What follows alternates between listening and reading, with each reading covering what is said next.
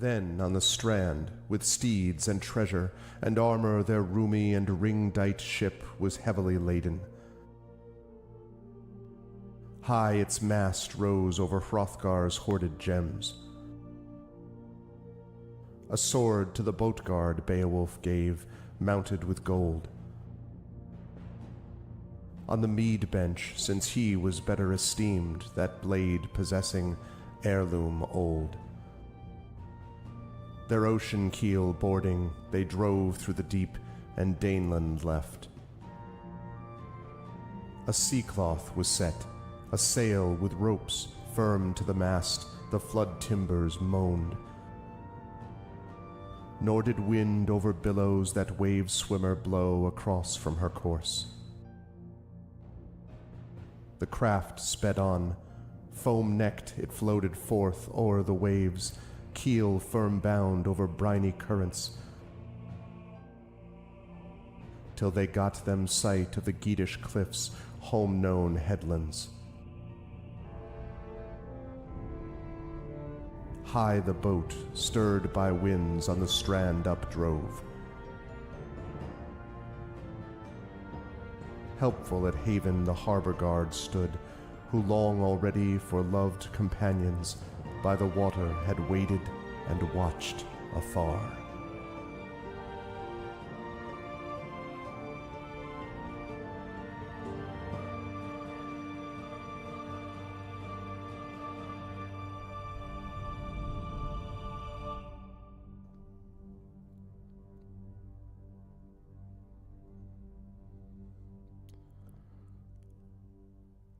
Oh, how ominous can you get? What's going on, everybody? Welcome, Argonauts. Welcome to a Tuesday stream. Welcome to March 11th. It is almost mid-March. That is a little hard to believe. We are no longer have to tell everyone Happy New Year. I think everyone knows at this point. Welcome to March. Welcome to March 11th specifically, and welcome to day 15 of Beowulf, Age of Heroes with TariToons. This is part 2 of The Witches and the Wyrm, and we've got a lot of stuff going on. I am very excited for it and to talk to you all about it, but before I get there, just a couple of reminders about ways to support the channel. If you haven't done so already, please follow us here on the channel. Please check out our YouTube as well, !ArvTube. If you are watching us right now on YouTube, thank you, and please consider spreading the word, subscribing over there. It's free for you to do that, but it really helps us. We're really trying to get that last little bit to 1,100 followers. It would really help us out, and it helps the algorithm and all that kind of good stuff. So please do subscribe to us there. Free for you to do that, but it really helps us. Discord is !ArvCord. You can hang out with the Argonauts in between streams. That place is always hopping. Twitter is !ArvTweets until I leave that hellscape behind, and I'm getting very close to doing so because Blue Sky is on its way up, and the follower numbers have been great and are continuing to grow, so let's keep that up, !ArvSky. You can follow me there for that. Website for this is arvanelleron.com, and don't forget that Hearthglow, just a few weeks from now, a couple weeks from now, will be the last recorded session of Hearthglow, after which Triffid will do her amazing work on the audio, and after that, it will lead us to the final session of Hearthglow, which will be a live event happening on Friday, April 11th, at the Shine Auditorium at Sacred Heart University at 4 p.m. Eastern. This is part of the Literary Spring event happening at Sacred Heart. We're very excited for it. Myself and Claire and Carlos and Adam and Zach. And so you can find the previous things if you want to be like, I'm totally going to go to it, but I want to know what's going on. May I recommend you check out for free on my website and or on my YouTube channel. You can check out the Hearthglow podcast to this point, and be ready for what is going to happen during an epic finale on that Friday, April 11th. So that's going to be super cool. You can find that again at arvanelleron.com. Financially, !ArvShop. That's the merchandise area. You can get stuff relating to a variety of our campaigns, and we're going to be adding more stuff to it as well. Patreon is !ArvTreon, where you can get cool stuff for you and cool stuff for the channel. So please do that. And it really is the financial backbone of the channel. It really helps us. So please do support us there if you can. Please as well consider subscribing to the channel. That gets you those custom sub badges and emotes to use here, there, and everywhere across Twitch, and also gets inspirations to help our tabletop players. So please do help us there. And on the publishing front, !Icarus, my graphic novel from Mathis Arts. !Library, that's my Tales and Tomes, The Forbidden Library, my 5e adventure and sourcebook from Alligator Alley Entertainment. Entertainment, and exclamation point Greyshade. That is my Greyshade IP. Greyshade, Renegade, and Heretic, the Grey Assassin trilogy from Athos Arts, available there, as is the audiobook of Greyshade from our very own Trent Sparks. And you can also pre-order the tabletop role-playing game of Greyshade from our very own Brandon O'Brien and Alligator Alley Entertainment. That is one of several things coming out this year related to stuff that I'm doing, and I'm very excited about it. Some of the stuff I can't talk about, some of the stuff that I will be able to talk about in short order, and so very excited about publishing things as I'm continuing to go onward and upward. Again, still waiting for some of the planes to land, but I'm getting there. We're moving the plane closer into the runway, I guess is what I'm saying, in a safe way, so that's good. And again, exclamation point Greyshade for that. And as always, exclamation point BLM, Black Lives Matter, important to affirm and assert the significance and importance of Black lives. Exclamation point Help Now, that's the World Health Organization page on suicide prevention. Important to reach out to others when you need help and reach out to others when they need help as well. And exclamation point Ukraine, UKRAINE, to help the people of Ukraine as they fight back against an illegal and illegitimate war with bravery and courage. And we send the message that we stand with them and will stand with others in this situation in the future, regardless of what our own pathetic government does about it. We, the people, are going to continue to do so, and that is important. All right, quick note about scheduling for today. I had to do some rescheduling from last week because of some family situations. Still can't quite talk about that publicly, I'm afraid, but I'm going to have to wait a little longer. It was not good news, but it meant that I had to reschedule some stuff. I had to move our vocalist from last Tuesday. I had to cancel my stream altogether this previous Saturday, but we're now back into it. So we have today then at 4 p.m. Eastern, I'll be over at GOG.com's Twitch channel with Pen and Pixels, playing more Neverwinter Nights Doom of Icewind Dale. And then tonight at 9 p.m. Eastern, the Our Vocalist rescheduled will return for what I hope will be the final session of Growing Up tonight. So that is what's going on tonight.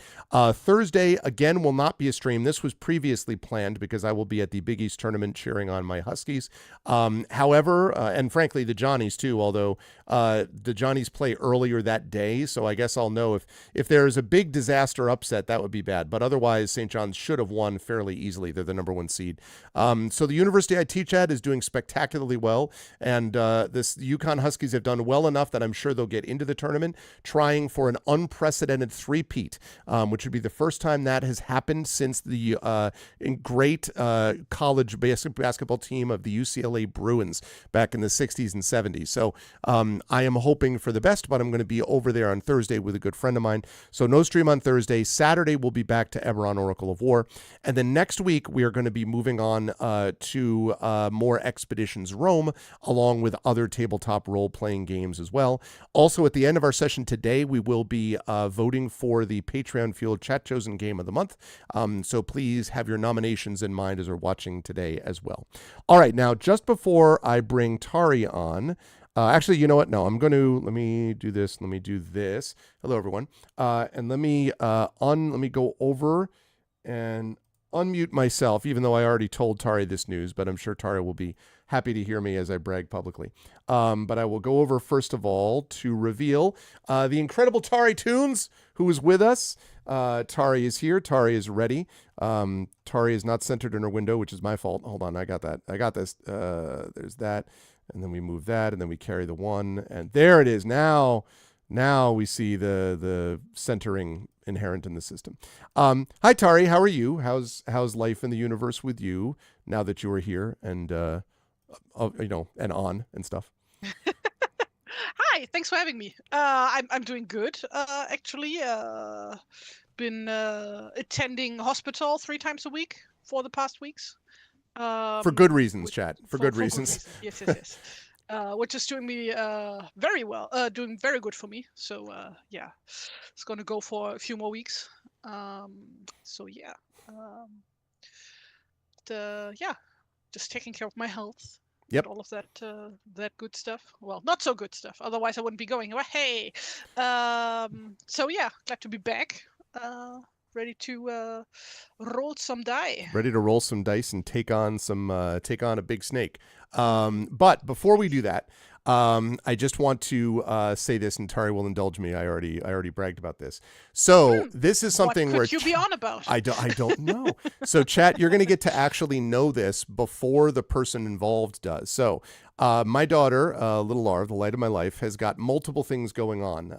Number one, she is preparing for her driver's test, which is going to be happening on Friday. She's a little nervous about that, but she's got that going on. Then she's also got the big SAT, which, if Tari is not sure, that's the Scholastic Aptitude Test, which is like a big standardized test in the States that people use for college admissions and stuff like that. So that's going to be happening in a few weeks. She ran for class president. She did not win, but she ran, and she ran a very good campaign and, all that. And now this is the big news. So chat, you all ready for it? You all ready for this? Okay. So here is the news. So my daughter interviewed to be the first ever Bridgeport Poet Laureate and got it. So we found out today that she is the Poet Laureate of Bridgeport. Now, I need to find out if it's the Poet Laureate of Bridgeport or the Bridgeport schools, but it is the first ever. I think it's Bridgeport. And yeah, so she had to go and interview. She had to read her poems. And so it means she's going to be the Poet Laureate. So they're going to ask her at like the opening of several buildings and things like that. She's going to be asked to compose poems for it and stuff like that. So it's super cool. And she was like, I don't know, Dad. I'm not sure that I'm going to get it. I'm not sure my work is good enough. And I was just like, listen, all you need to do is actually get into the room and start talking. And immediately these people will be like, wow, you're the greatest person of all time. Because as Tari can attest, having met her personally, my daughter is a great kid and is a really cool kid. And so I'm very, very excited, and I'm now getting a chance to brag to all of you. And I would tell you all that you're not allowed to tell her until but the thing is, she's at school, so she's going to find out before you would.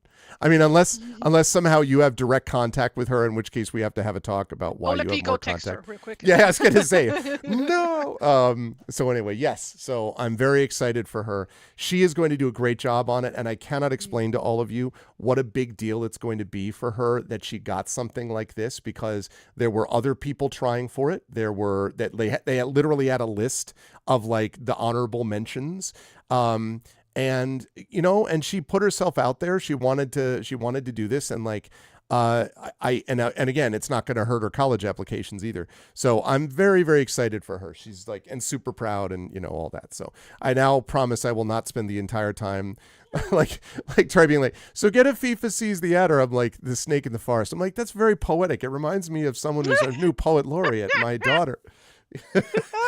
How was your session? Well, it was 5 minutes of play and 2 hours of Arv talking about his daughter. Anyway, but I'm really proud of her because it was her idea. She saw that it was available. We heard about it. She's like, Dad, I really want to do it. I was like, all right. She set up for it. Her poems actually are good. Like, I've heard them. They were good. She even got a chance to read one of them to Brandon O'Brien when he was here. And so I'm sure she's going to be excited to tell him. So anyway, I was very excited about all of that, and now I have raved enough. So thank you, Tari, for indulging me, but I was very excited. Really awesome. Yeah. I'm super pumped up about it. And I was kind of like, my wife and I were like, what? Wow. Like, it all worked. So anyway. Okay. So now that I've raved enough about that, Tari, I will say your camera seems to be doing the flicker thing again. Yeah, the stupid cable. Keep touching it with my foot on accident. Just less than ideal. 1 second. Just keep talking while I'll crawl around under my desk. Well, so what I will say is this is part 2 of The Witches and the Wyrm. Now, chat, for those of you who were not here last time, I should mention, let me get a little music rolling here, actually. How about Rainland? That feels perfect. It's never like Disney World or like Happy World or anything. It's always like desolate moors, rain, disaster zone place. So this is the Rainland that we're in. Because Disney World music would be copyrighted. That's true.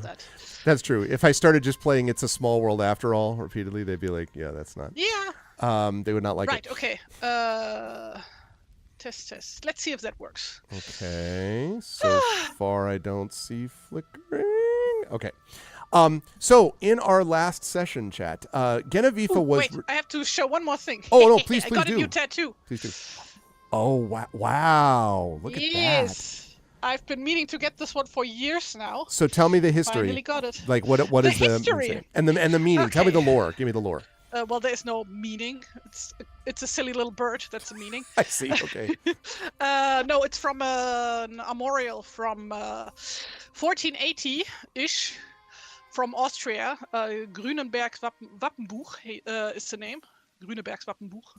Or Grüneberg Armorial. And it's just full of these silly drawn animals, including this bird, which I very much love. So I've been meaning to get this one as a tattoo. That's Now cool. I have it. That's Yes. cool. So it doesn't have anything dramatic like it's Odin's raven or something. It's No, not. no. Okay. Also, I'm not an Odinist. Okay. Fair enough. Fair enough. Is this your answer to Odin's raven? You're like, screw that. Look at this. Here's a bird. It's different. All right. No, it's just a silly It's little just bird. a silly bird. And I like medieval art, so That's very cool though. So wait. You said that dates from what? That original? 1480-ish is the estimated date. 1480-ish. Very cool. Very cool. It looks great. And that hopefully will inspire us as we proceed through the game today. Well, you could just say it does, and then I get more inspiration points. Because, thanks to some shenanigans last time, stupid campaign took some inspiration points away from me after I rolled amazingly, and then the game was like, haha, no. Not a chance. Exactly. Exactly right. Yeah, this was a very strange experience. Thank you, Effect Life, for the heads up. So, yes, in our last session, Genevieve was on her way home after successfully addressing the whole problem with the Draugr and like dealing with the horror at Harrogate, and like, it was a very harrowing experience. And so she was heading home to some well-deserved R&R when something strange happened on the way, and that is that mist rolled in around the ship, directed everyone, as Tari just explained. Genevieve's inspiration points did not end up where they thought they were. In the end, the inspiration points went one to the player, one to the follower, and one to me, the inspiration pool. And so that showed that there was something really weird going on. And when she arrived at the edge of this strange land, she discovered this mist-covered shore. And walking up the shore, after finding some bones and like other sort of ominous, symbols like that, she eventually found a group of 3 witches, one of which was a young girl. One of Perhaps, which. yes, I see what I did there accidentally. One of which was a 12-year-old girl known as Magdan, one of whom was a woman carrying a baby whose name was Modor, and then someone that had a little bit of Rickmod in her, and that was Widway, an old lady. These 3 witches informed Genevieve that she would not be able to leave or escape until the problem that would happened on this island was dealt with. And that problem is that there is a great adder which roams the land and is supposed to, as the seasons change, go away, basically, and depart. But the adder has refused to do so. And what was explained is that if the adder does not eventually leave in the way that it should, either through convincing or perhaps more likely by force, the world itself will break. This is the way things are, by the way. There's never low stake stuff here, right? It's never like, oh, then some people will be unhappy. No, the world will break. So that's all. And so the witches said that to make sure that Genevieve was the one that could do this, they would aid her if she could complete 3 quests. Quests 3. And the quest that she decided to do first was given to her by the apparently 12-year-old looking witch, Magdan, who had told her, who wanted her to return her bauble, basically this crystal ball that she had, and that she needs to have this ball back, but that it's extremely important that no one is slain to return her bauble. She's not absolutely forbidding it. If death has to happen, it has to happen, but she doesn't want it. She wants it to be avoided if they can. And so Magdan is given Genevieve the quest of finding this dwarf. It is a dwarf that she used to tease, whose name is Full Anger. and she teases him with it. And now, full anger, she thinks May have actually taken her crystal ball, and she needs it back to be able to. She says because it's hers and it makes her feel happy, but probably it's because we actually need it if you're going to do anything magical, presumably. So that means that she has to travel into this deep, dark forest. And has to find Full Anger the dwarf, who is, quote, very bad. And once inside the forest, must follow the river to Full Anger the dwarf's mill. And then once that's happened, meet Full Anger the dwarf, and one way or the other, get the crystal ball back. Whether, whatever it takes. Once that happens, she then returns to the witches, and then she has 2 more quests to do. So we're engaged in, I wouldn't call it a side quest as much as it is a 3-component part main quest, let's say, that we're involved with. And so Genevieve set off into the river, set off into the forest, I should say, and managed to pass along reasonably well until there was essentially an additional hissing sound next to the river. There was the creaking and cracking of tree trunks, and there was off in the distance a motion of some huge force in the trees, presumably the great adder itself, which remains as a major problem with which Genevieve and her followers have to contend. And so, as we hand things back over to to Genevieve, not Tari, who the hell's Tari? If we hand things back over to Genevieve, she is now making her way in to this forest, and is doing so having just heard this sound that I previously mentioned. Right now, Genevieve is right around number 7 there, which is this forest river, and just heard this thing with the cracking of the adder. I don't think we actually, of the adder's passing, I don't think we actually had any obstacles that you had done yet, right? I don't believe. You had just come into the forest to get to the river, if I'm not mistaken. That's true. Would Genevieve ever have met any dwarves previously in her life? Like, I don't know how omnipresent dwarves are.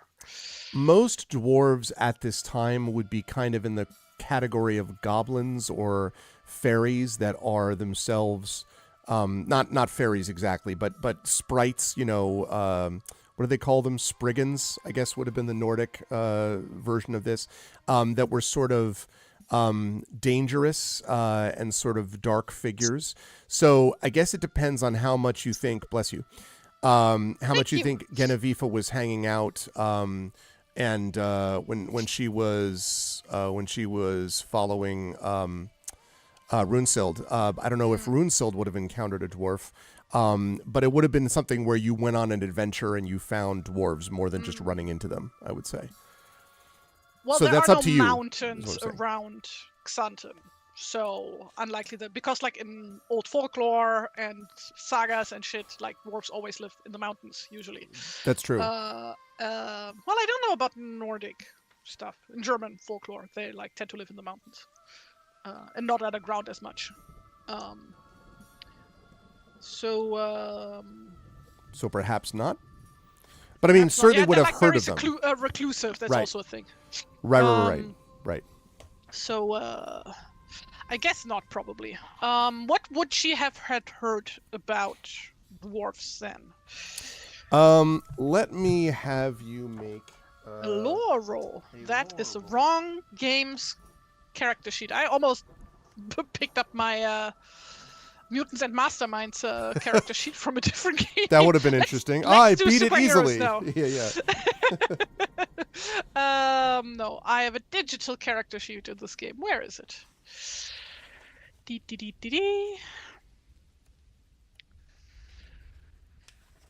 Digital.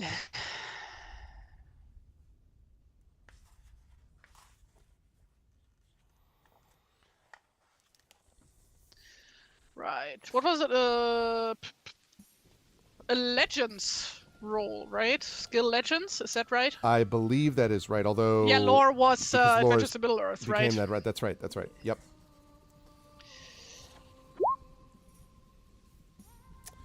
Let's see. Is an 8. An 8.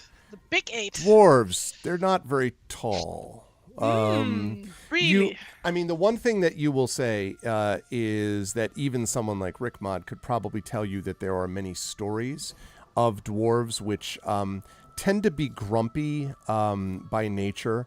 They are not exactly, they're not considered like the massive, terrible villains of the stories, but they generally do not mean well to most of the so-called kind of mortal or the light races, by which I mean the races that live near the light.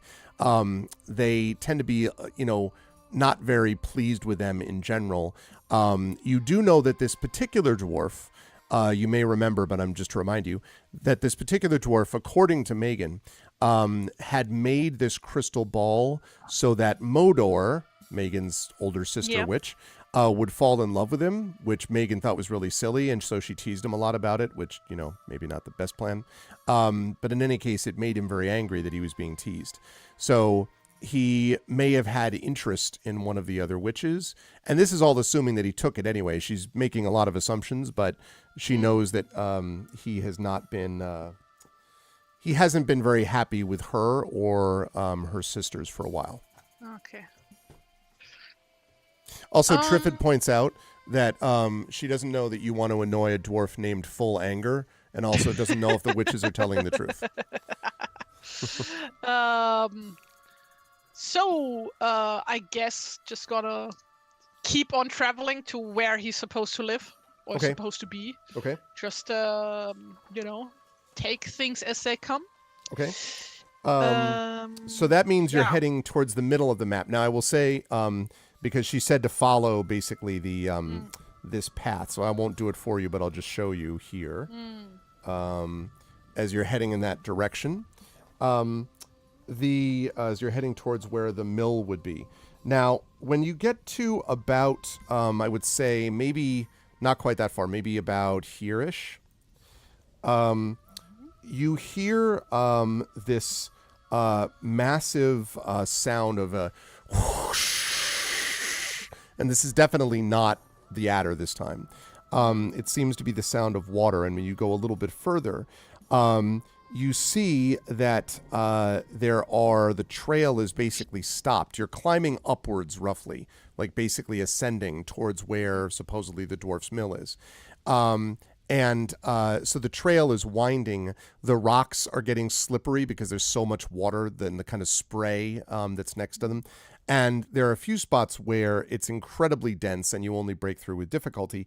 And you finally come to a spot where it's basically just sheer cliff, far too dense forest to pass through on either side. And as you come out where that hissing sound was, this massive waterfall. And I think I have a picture of it, actually. Let me get you that picture. Picture. Are you going to put it on stream or I'm in going to Roll20? put it on stream, yes. Yes. As soon as I finish doing that, and that. Okay, waterfall. Don't go chasing waterfalls. Stick close to the Nordic legends that you are used. Okay.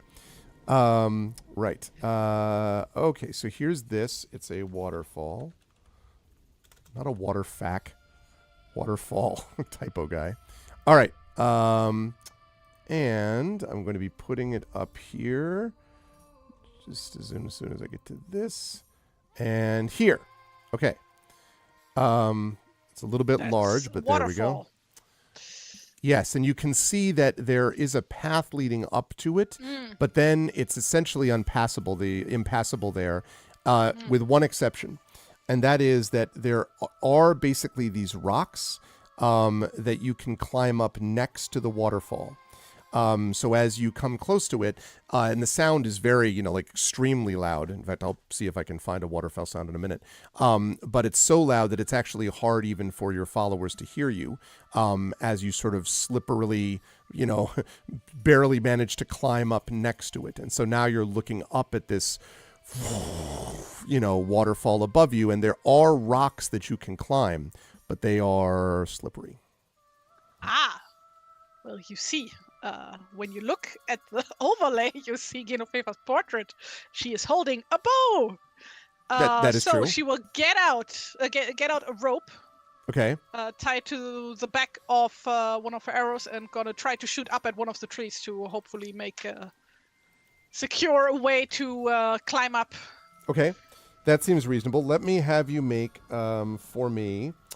Let me have you make I guess just a regular attack roll. Basically, I mean that part's not really a difficult one, but I think that probably would. Ooh, a 10. Okay, give me 1 sec here. You gotta be kidding me. You don't have a waterfall? Water keep?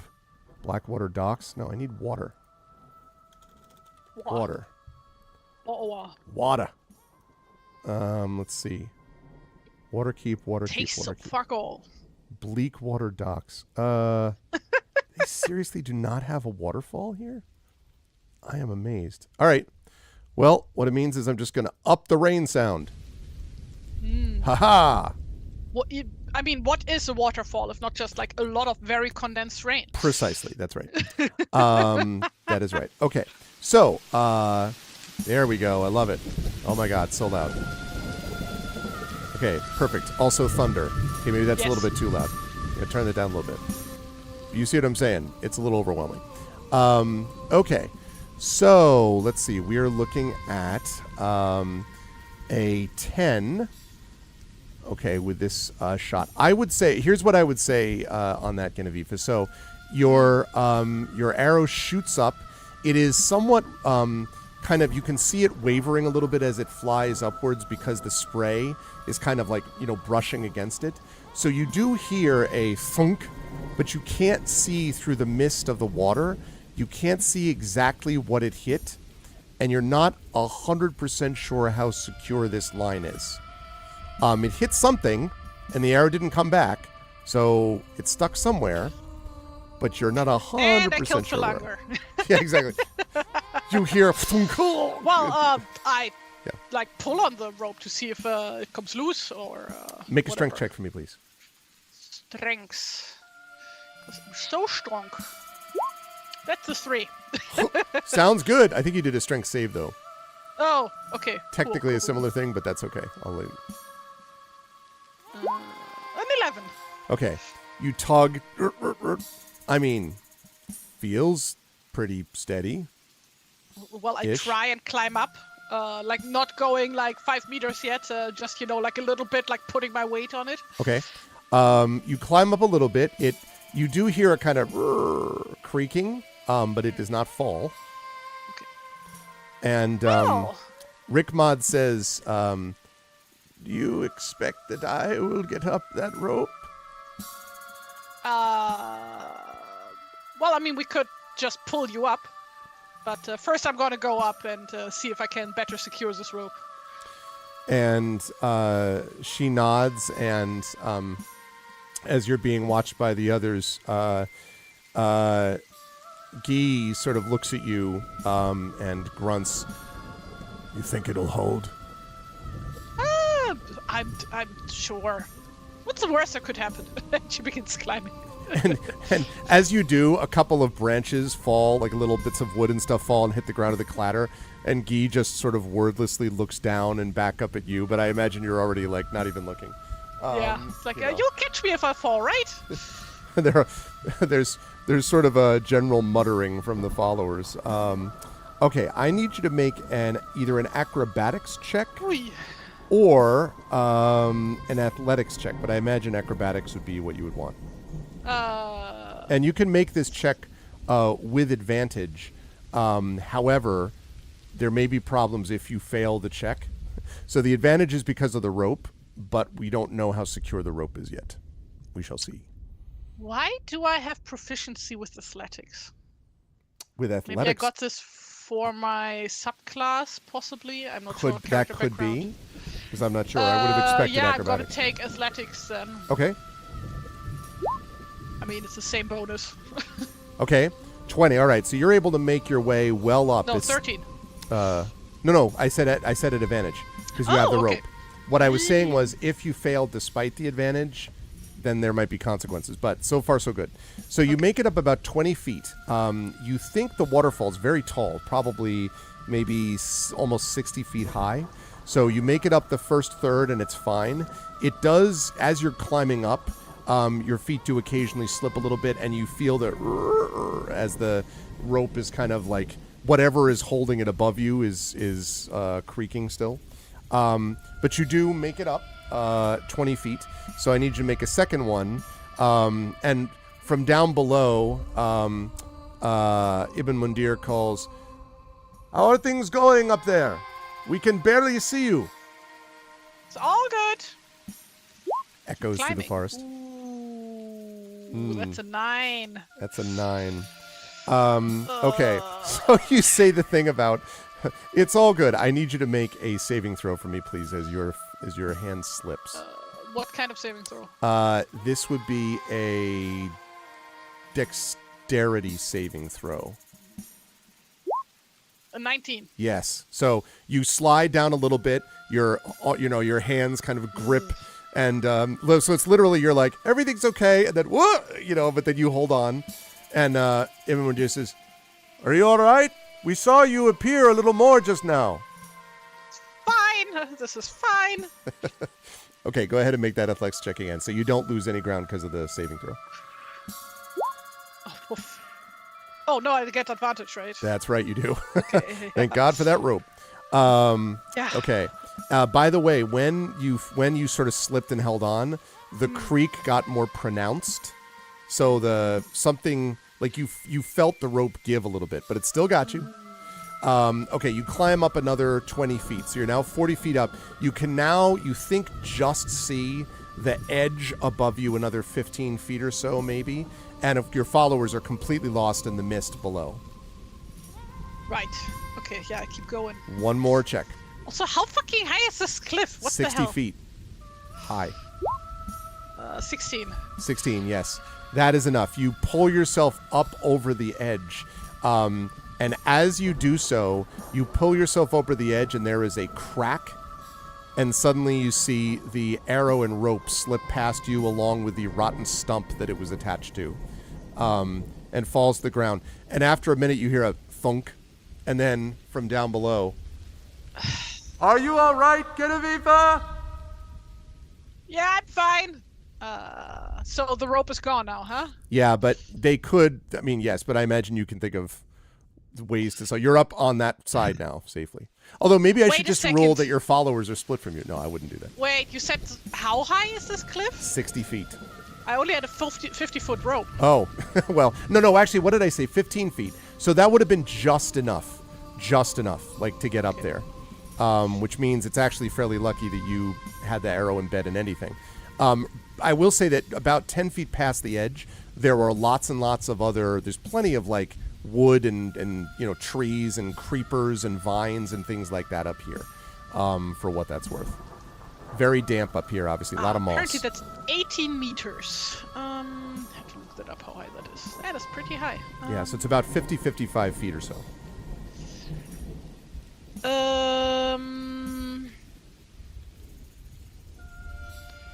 Let's see. Yeah, first of all, I'm gonna have a look around if anything jumps out on me.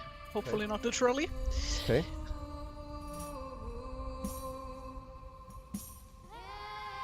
Oh, sorry. You said you were looking around you. So a couple things that are noted. First of all, a lot of moss, a lot of damp rocks up here. Very green up here, and a lot of winding brown roots and branches and things like that.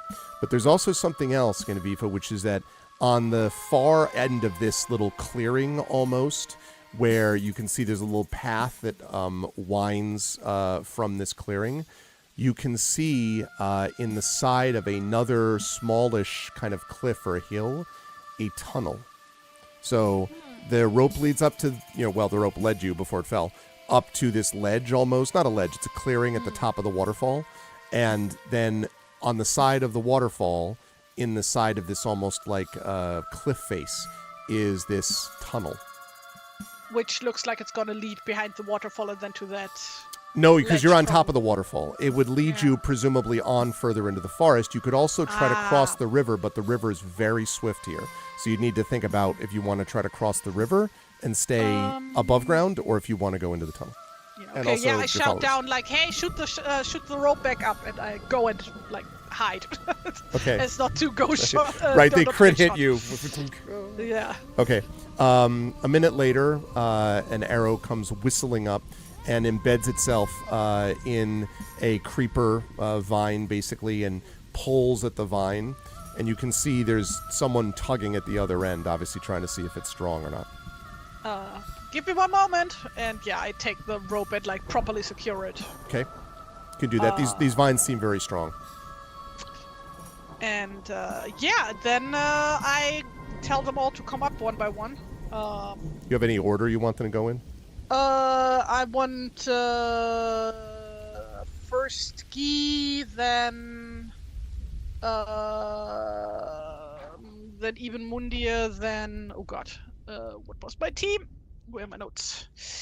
Me notes? No, first Guy, then Ibn Galib, then Rickbot, then Ibn Mundir. Okay. Like basically, Ibn Mundir is supposed to like help Rickbot, like tie her on the rope basically, and then the rest of us can pull her up. Yeah, I was gonna say, because it'll be necessary. Yeah, imaginary. There's like a graveyard of ropes and arrows from like all the people that didn't do this before. Yeah, not quite. Okay, so Guy, I would say, let me see. Am I gonna have you? And like I'm gonna help them all. Right. Like, I was gonna say, with the rope secured and you're helping them, I think that Guy should have no problem. And I think because of the way you set it up, probably Rickmot, although it's slow, she comes up kind of puffing and puffing a little bit. But with the people behind her, you're able to make it up with no problem, I would say, over the edge. And once they get to the other side and all four of them are there, sort of breathing a little bit more heavily, you can see that Ibn Mundir is staring into the outside of the tunnel. And he says, I don't like the feel of that place. And Yasib says, I don't much like the feel of crossing that river, and points at the rushing river next to you. Yeah. Wait, so the tunnel is on this side of the river, right? That's right. Exactly, the near side. And the far side, you think you see a path also on the far side of the river. So there's a tunnel on this side of the river that goes into the mountain somewhere, or the hill, really. And then on the other side of the river is what looks like another narrow path winding through the forest. Both of them are going up. This whole business is like moving up into the forest, up in terms of elevation. Yeah, so like while I collect my arrow and rope, and like all the other paths are like basically blocked with too much overgrowth or whatever. So it seems. In fact, you think there's only really two paths, and honestly, like barely paths. Like it's a little dramatic to call them paths. They're both narrow and not well traveled. Roughly how long ago does it seem to have rained here? Like, let's say I wanted to light a torch, would I risk massive fucking forest fire? No, it's so damp here. You think you'd have to? It would be hard to light anything, in fact, other than your normal torches. Okay. Yeah, and actually, I'll say this, Genevieve, too. If you want to light a torch here, be impossible with the spray. You'd have to like go into the cave or on the other side. No. Then we go into the cave, and I will light the torch there. Well, first of all, I'm gonna have a look into the cave, see how far I can see. Okay. So you can see that the tunnel actually also has the sound of trickling water, and once you look into it a little bit, you can see why. There's actually a branch of this fast-flowing river that has basically, it looks like, cut its way into the mountainside or the hillside. So there are two narrow kind of stone ledges on either side of this rushing branch of the river. It is narrow, but it doesn't seem to be getting narrower. It's probably, I don't know, 5.5 to 6, probably about 6 feet tall. And each side of the river has probably got a good maybe 4 feet of space. Not a lot of room, but it's relatively flat. Again, very damp rocks here. Wait, what does it have to do with a cave? Tunnel, whatever? That's the river. The branch of the river has cut into the mountainside. So there's the main part of the river, and this is like a branch. Yeah. that made this tunnel. So how deep is that part of the river? Can I tell from looking at it? From looking at it, it'd be hard to tell. It all looks about the same depth as the main river, but it's much narrower. Yeah, then I grab a stick and like poke into the water to see how deep it is. Okay, I need a strength check. Strength check? Yes. Oh, that was a save again. Never mind. There's a check. That is even worse. The stick is swept out of your hand. Current is very strong. Cool. So is there like any like space to walk inside this like tunnel? Yes. Okay. And it extends into beyond the light of your torch. It extends into the mountain. And again, there's a ledge on the left side of which is your side of the little branch of the river here, and one on the right side as well. Each about maybe 3-4 feet wide. So not a lot of room, but you can go single file. Can I feel any draft or wind coming through the tunnel? With the rushing river, no, just not from where you are right now. You don't see any light or feel any wind coming from inside, but that may be hard to do with how fast the river's moving. So, yeah. Well, I guess we venture forth. Okay. As you head into the tunnel, the sound, I won't make it louder now because it's already loud, but the sound of rushing water is like deafening, like just echoing off the tunnel here, and everything is slick with algae as you get in and moss. There's kind of I don't know if I know how to describe this. You may know, because you spent a lot of time around forests in your day, that when there is rain, sometimes there's a kind of fresh smell, and sometimes there's kind of a rotting smell, as of, stuff like as parts are breaking down, like organic matter, leaves and things like that are breaking down. There's more of that sense of a rotting smell as you go in here. It's not like you're going to throw up or you can't manage it or whatever, but it's definitely... Well, it just smells like rotting wood and leaves, presumably. Exactly. Like that. Yeah. Exactly. So as you go in, you can do this. Now, I'm going to give you a choice. You need to make a few successes here, but I'm going to give you a choice about what kind of tests you want to do. You could try to make an acrobatics check to basically keep yourself balanced and not slip and fall. You could try to make an athletics check to kind of hold on, like strongly to the wall to the extent that you can. You could try to make a survival check in which you could think a little bit about the best ways to make this kind of traverse this area. You could make you could do that with wisdom or intelligence, your choice. Or you could, and this one is a little weird, but I'm going to go with it. They say that you can make a persuasion check. And I think what I would probably say this is you could use your charisma to basically encourage your followers to hold together. That's the way that I would describe it. So and you need speaking 3 of of these holding checks. together, Yeah. First of all, we're gonna literally hold together by getting that rope out again and like tying us all together in a chain, basically. Makes sense. So if one of us slips, like the other 4 can try to catch him. Very good call. Or we all die, which is also fun. Wait, what was it? Like strength, charisma, or... So you got acrobatics, athletics, survival, either wisdom or intelligence, and persuasion. And you have to make 3 of these checks in a row. I'm sorry. Yeah, that's right. You need to make 3. You need to make 3 successes from these checks. So basically, you can't duplicate them, is what I'm saying. You need to do the 3 best ones that you want to try, basically. Is nature applicable? No, survival would be the closest to that, but not nature. Then I'm equally bad at all of these, I think. Well, you have athletics, right? Theoretically. Yeah, but I also just get +1. Oh, I see. Because my strength's so low. Let's see. Well, you've got a chat full of people with inspirations, maybe. So. Yeah, no. Also, I still have a regular inspiration. Okay.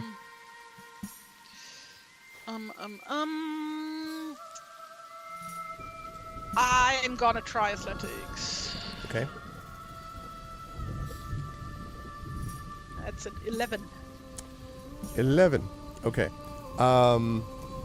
11. So that is not enough. That is a failure, which means you misstep. Now, you don't fall in yet because it's basically a 3 successes versus 3 failures thing. You're trying to get 3 successes before 3 failures. So this is 1 failure, and I would say, I don't know, what does a failure look like? Is that you misstepped or that one of your followers did because you're all roped together? Like you want to blame Rick Mod, I guess is what I'm saying. Ooh. Well, only I roll, right? Not my followers, right? That's correct. That's I right. roll for everybody. No, it's for you. No, I think Rickmod would be fine. Because, like, she's low point of gravity. And also quite light. Okay. Tiny old lady. Those usually fall because, like, the bones give out, not because,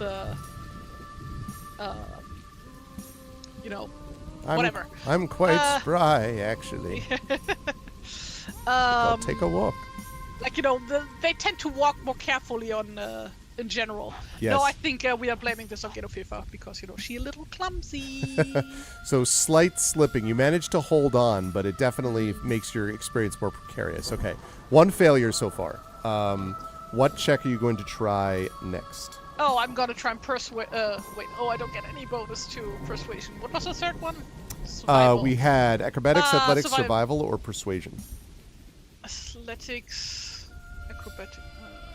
I'm gonna try survival to assess a better way to traverse this.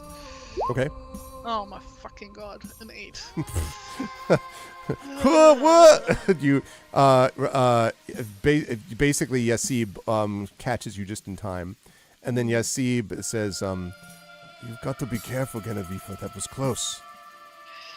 Yeah, trying to be and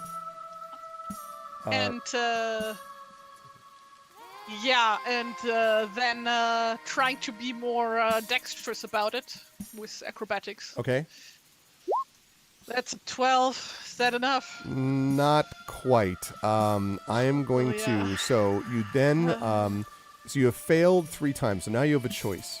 You can either choose a follower to slip into the river, who has to make a save or be considered spent, or you can choose to fall in. You make a check to escape the river, and if you don't make it, you'll take 2 bludgeoning damage. I have a follower. Okay, Slip. which one? Rick Mod, you just toss her in. Let's do Mundia. Okay.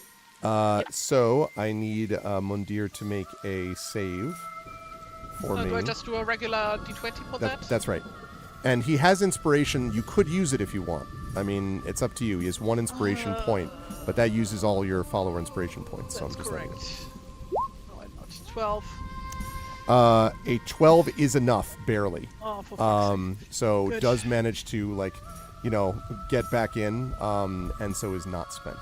Okay, my wife is here. Sorry, my wife just came up. Okay, put her on speaker. My wife. Hold on.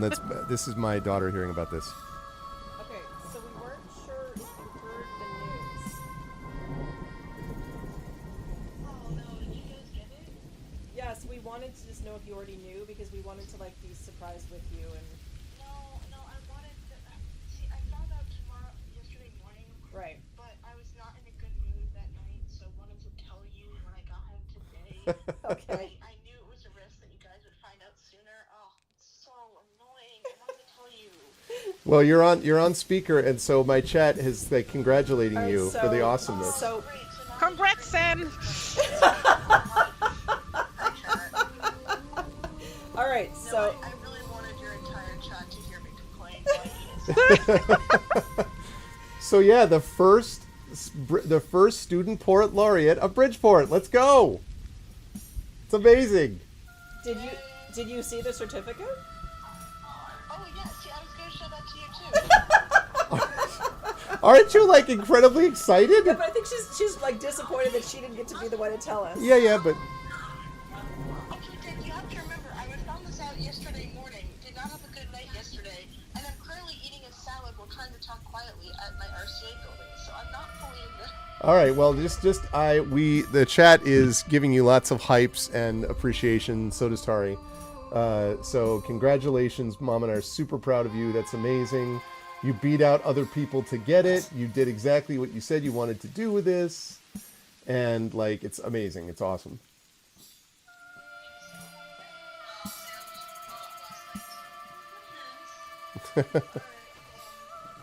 Love you. Congratulations. Great job. Apparently she found out yesterday morning.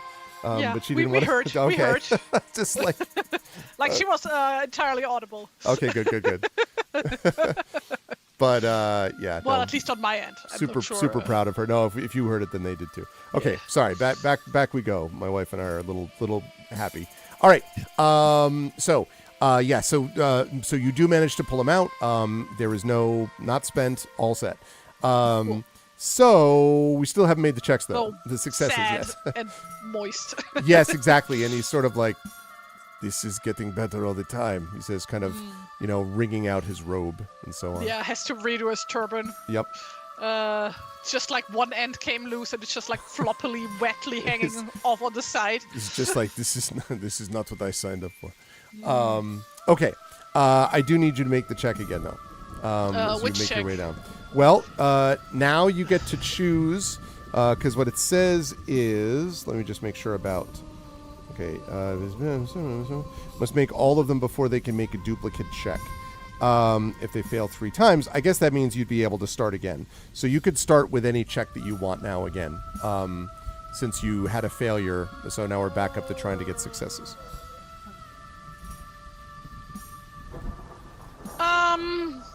Oh, what the hell? I'm gonna try and cheer the people up with persuasion. Okay, you can do it.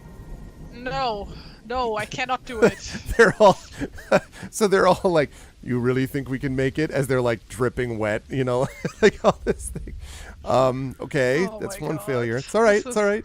You got a chance. Fantastic. Uh-huh. I'm altering the deal. Pray I don't alter it any further. Yeah, athletics again. Okay. This is awful. 12. Are you kidding me? 12 These rolls are awful. They're pretty bad. 2 failures. You could do it. It wouldn't even have helped if we gave you inspiration there either. Yeah. You could do it. Can I? Acrobatics. Oh, no. So, follower or... Oh, boy. Yeah. So, Tari's not going to be with it. No. Man. That didn't quite work as planned. Rigged? Yeah, exactly. Slightly rigged. So, who's going in the drink? Or is it you? Because it would be extra funny, it's Mundi again. Okay. All right, go ahead and see if he makes the save. Something should have stretched before acrobating, yeah. Okay. So, Ibn Mundir, although you do manage to fish him out, is now spent. He looks rather like a wet sponge as he sort of lies gasping for breath on the ledge. And Yasib, tends to him and says, "He'll be fine. I don't know about the rest of us, though." And Guy just sort of grunts looking along into the tunnel.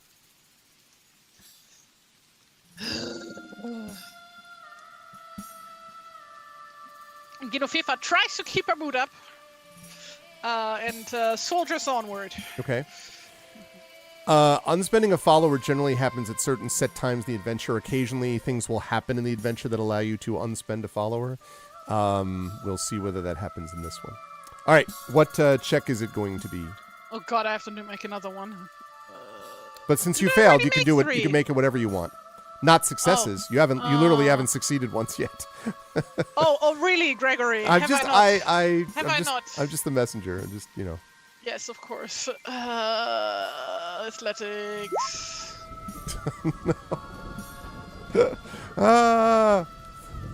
Ibn Mundir just rolls back into the river. Just kidding. Fail, but it doesn't mean, you need 3 failures before something really bad happens. Just think positively. You can do it. Have we actually made any progress? So when you say progress, Like going forward? Or are we still at the entrance of the goddamn tunnel? you've made a few feet in. No, you have made a little bit of progress, but not really a lot because you keep slipping. So yeah, see, Issa Ninja says you can do it. You can do it. Yeah, see that? I mean, there you go. Survival. Oh my god.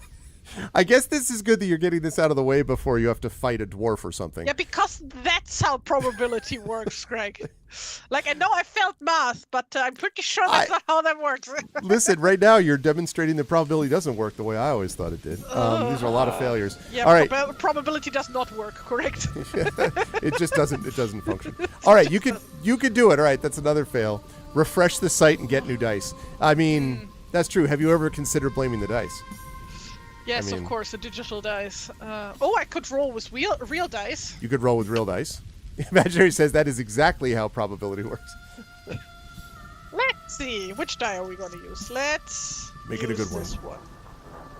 Okay. That's another failure. That doesn't look like a good reaction. That's an 8. Oh no.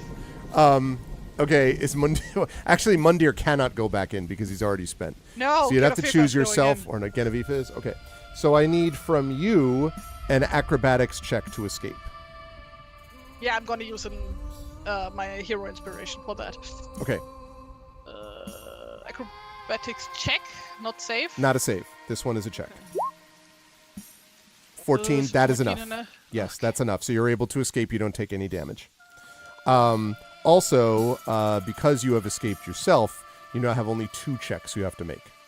So you'll have to do 2. See, 2. Mm-hmm. You could do it. Can I? Gregory, can I? Wait till you get to the end of this and you find you find this little chest with like a bunch of moss in it, and that's all. Okay, you made it. 17. Look at that. See? Look at that. See, everyone's like, look at them. They're like, you got it.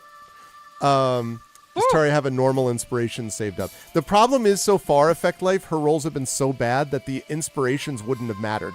Like, literally every time, they were just as bad. So there's one more. Chat, let's see some hype for this last check. She's got 2 successes. Please hype me up. You can do it. I desperately let's see the hype. Right now. Where's my Arvany swolls? Arvany hype, Arvany, where's all my Arvanys? Let's go. I like send it. That's good. But emotes. Let's fire some emotes up here. There we go. We got to get hyped. That's what I'm talking about. We've got another. Where's this Arvany swole? Look at that. With the. Let's try athletics again. Let's see. That is 12. Not enough. But the good news is that's only 1 failure, and you only need 1 success. We got Pog make it Champ. 1 meter further. We got T-Bank with hype. Yes, you have made some progress now. Yes. Okay, cool. Yes. Cool. Can I see the end of the tunnel yet? No. Not that much progress. Cool. What next? You have one. Well, you have another check to make. Acrobatics. No, I do not succeed. That is 2 failures, 1 success. Or no, this sorry. Is stupid. 2 successes, 2 failures. Do I have to roll again? You have to roll again. Yeah, you need to get 3. Another survival. No, I do not survive. All right, who's going in? You or the... But the good news is, let me just tell you, though, you don't have to reset your successes. So if you can get out, if you go in yourself, if you get out, you will have made it. That's the good news. Yeah, I'm going to fall into the river again. Okay. So I need you to make, then, an acrobatics check to escape. 20. With no problem whatsoever. You do make it damp and wet and like the whole miserable. 9 yards. Miserable, yes. You come out of the gully tunnel. And let's see. Just give me 1 second here as I double check on something. This is some bullshit. Okay.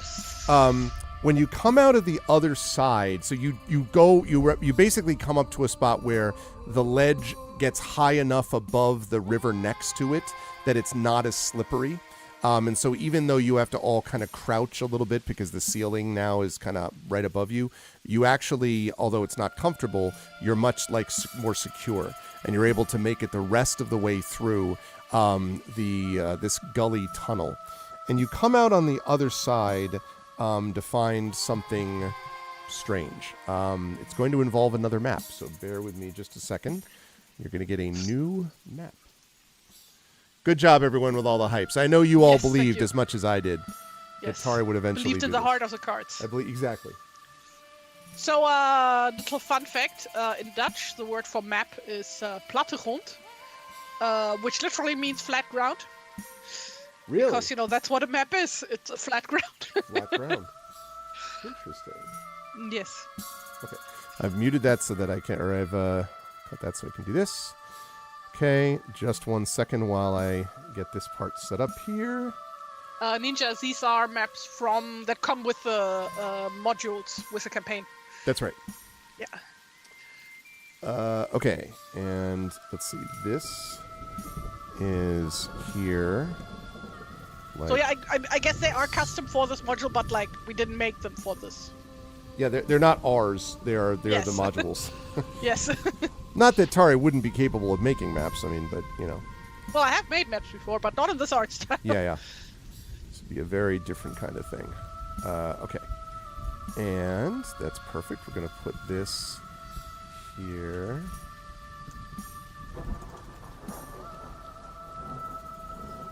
That's what it's called. Yes, want to make sure that it was called the same thing that I thought it was called. All right. Let's see. All right, I'm going to scroll up here. There we go. Bring this onto here. This is a cool map, and I'm sure there will be no danger associated with anything on it. I'm sure it's just fine. It's just a map. Where map? I don't see map. It's not there yet. It will be in a minute. Give map. Give Give flat ground. Give map. Give map to me. Where flat ground, Gregory? Yeah, exactly. Give flat ground. Yes. That's actually very efficient now that I think about it. Yes. Because it is just flat ground. That's all it is. Yes, it is in fact just flat ground. Okay. Let me do that. The jokes online are always about how literal German is compared to English, but Dutch even takes it a step further sometimes. Even more literal than German. Okay, so let's see the okay, right. Good, that's what I thought. So let me just have to fog of the reason this is taking a little longer is I have to fog of war this because of the way that you got to it. It changes a little bit depending on the method you took. And your method was to repeatedly fall in and Artistic is what we call it. That's exactly. This was all part of the show. You are welcome. You're welcome. I'm here every other Tuesday.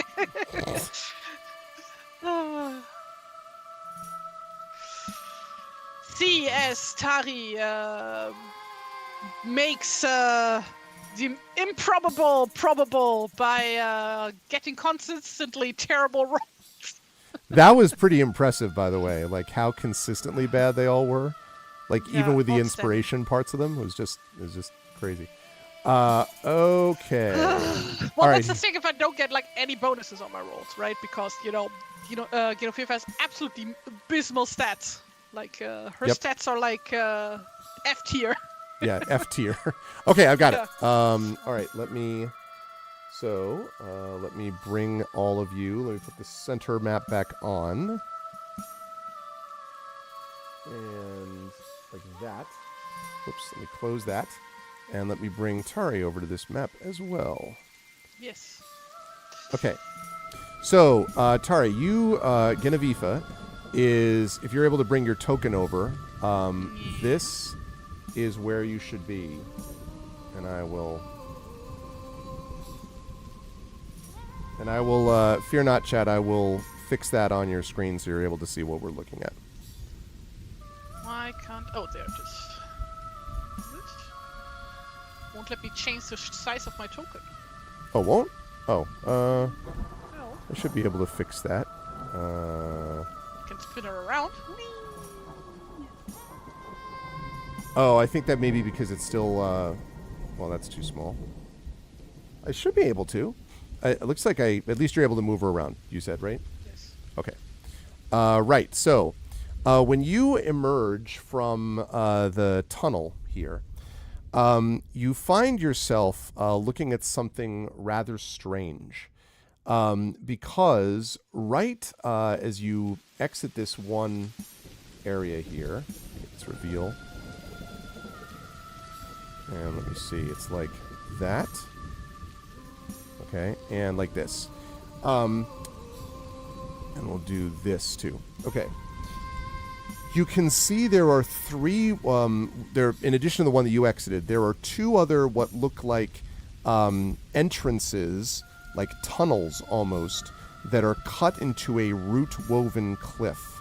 And you sort of look down around this, you can see that there are a number of in front of where you are, but especially in the lower two entrances are a lot of what look like white objects that when you peer a little bit more closely look like animal bones. Here and here. And Chad is probably wondering what I'm looking at because, again, I have a hard time getting this thing centered. All right, there we go, Chad. That's a little bit better. Wait, can you ping the second spot I again? will do Because so. that was off screen for me. I'll do so. So that's here. And the second one is here. Ah, so at both openings. Both openings, right. And the one that you have come out of is basically like the only one that has the fewest bones in front of it. Also up here, because you're much higher now, you do not hear nearly as much of the sound of the river. There is the stream is gone below so the ledge I told you was going upwards. So the ledge is what led you out of the cliff, and here there is no branch of the river here.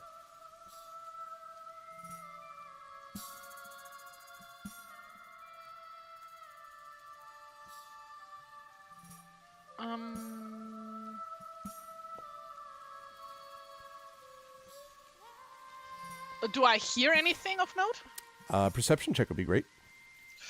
Would it? Would it? I'm not so sure about that. No, it would not be so great. What did you do? Okay, what sacrifice did you not make to the dice gods over the last month that might have caused this problem? I'm not sure. You do not hear anything in particular. There is the sound of, a few birds flying along, maybe above you, and you do hear a little bit behind you from the tunnel, a little bit of the faint sound of water that you left behind, but otherwise you do not hear anything. Oh yeah, imaginary us. Good question. The bones at my feet. Can I tell maybe what kind of creature they might be from? And now they you can match make the other bones I have previously seen. Right. Now you can make a nature check for me, since you're asking about that hooray. before. And gonna fuck that one up too, as you can see here with the Oh my God, 5. what is going on? Wow. Yes. See, what Tari's not telling you is that there was some game she must have recently played where it was just like 20, 20, 20, 20, 20. Like, Now, actually, yes. it was even worse. So, No, actually that happened. Is like, it? Last game I played, I was just like rolling that 20 all See? the fucking time. This is your own fault then. You got no one to blame but But yourself. that was not in roll 20. That was in Albarodi. It doesn't matter. That's not how the dice. I don't care how you do it. It's all about fair, the. yeah, true. But in any case, so the only thing I can tell you that you see is that they're definitely fairly small, but they're not tiny. By which I mean you don't think they're human bones necessarily. You don't know for sure, but there are a lot of them. A lot of bones. A lot of bones. Do they look gnawed off, or do they look like They look split very gnawed. apart? No, I mean like as in like like if you would have like, let's say, a bear or something of that size, right? That one would leave a different kind of Like that one would like break the bones apart and stuff like that, It right? might But if indeed it's, like, with more than eaten a by a tiny carnivorous bunny. Yes. I was about to say it might indeed with more than a 5 nature check. But I would but I'll be nice enough to say that no, it definitely seems like it was a strong creature that bit heavily into these bones, because you do see a lot of snapped off bones and stuff like that. Great. Do I see any dung around? You do not, but make another perception check since you're asking me these questions. Let's make a poop check. I fail my poop check. No idea. A lot of smells. A lot of smell. Okay, yeah, we just walk somewhere to one of these stones and just gotta have a sit down. Questioned our life is, like, choices. the sun coming in through here? Is it like dark? What's happening? It is not dark, but there's not an obvious sun, just kind of a gray light, but bright enough to be able to see reasonably well. Your guess would be that this is as close to, quote, midday, but the same kind of whitish overcast of the mist is affecting up here too. Can I like roughly tell what time it is? You would guess based on like probably early afternoon, based on the length of time. Right. Okay. Then we are gonna be planning for a longer break. Okay. To like make a fire, dry our wet clothes. You know, just like rejuvenate after whatever this nonsense was. Okay. Yeah. Rickmod, as you sort of give those orders, Rickmod is kind of peering at both of these places. Effect Life has inspired Terra Viva. Okay, has inspired both player and character. Thank you, Effect Life. So I will use my inspiration to dry my clothes. Yeah, exactly. At work. Double critical 20. You dry it with no problem. No. So, Sure. Rickmod, as you're doing all this, is looking at kind of hobbles over and is looking into the middle cave, and then looks down at the bottom cave, and she kind of clucks her tongue, and she kind of hobbles back over, and this is not only a place for the living. In the past, there were others who lived here and died as well. I can sense something back in the darkness. And Guy sort of grunts, probably an animal. Mundir just sneezes, possibly coming down with a cold. Well, I mean, for now at least we are still alive, and I think we will stay further alive if we make sure that our clothes are dry, because wandering with wet socks is not a smart thing to do. So yeah. Okay. All right, so you're able to do that. Yes. And like basically just gonna lay out all the wet clothes to dry, and like, I guess in the meantime just like wander around this clearing a bit, just having a better look at things. Okay. Are While you looking? The other guys can do whatever they feel like they want to do. Are you looking more specifically for like in the clearing or in the tunnels? In the clearing mainly. Okay. So what I would say about the clearing is, actually make a survival check for me, Genevieve, as you're sort of looking around. Oh my God. No, I do not make that. Maybe I should just not ask you if you do these checks today. Unbelievable. This may be the greatest run of terrible rolls I've seen in a long time. Pretty bad. It may be. So yeah, the one thing I'll say as you wander around though is that it is still somewhat damp up here from the mist, not as damp obviously as down by the river. It is somewhat cold and sort of clammy as well. It does not look, at least obviously, as if there has been any kind of human presence for a while here. But in terms of what that means beyond that, you do not know. Okay. Yeah, I guess like just gonna keep on strolling about. Maybe then also peek into the tunnels. Okay. Which ones are you going to peek into? I guess I walked like to the other end to the clearing at this point, so I guess the bottom one first. The bottom one first. Okay.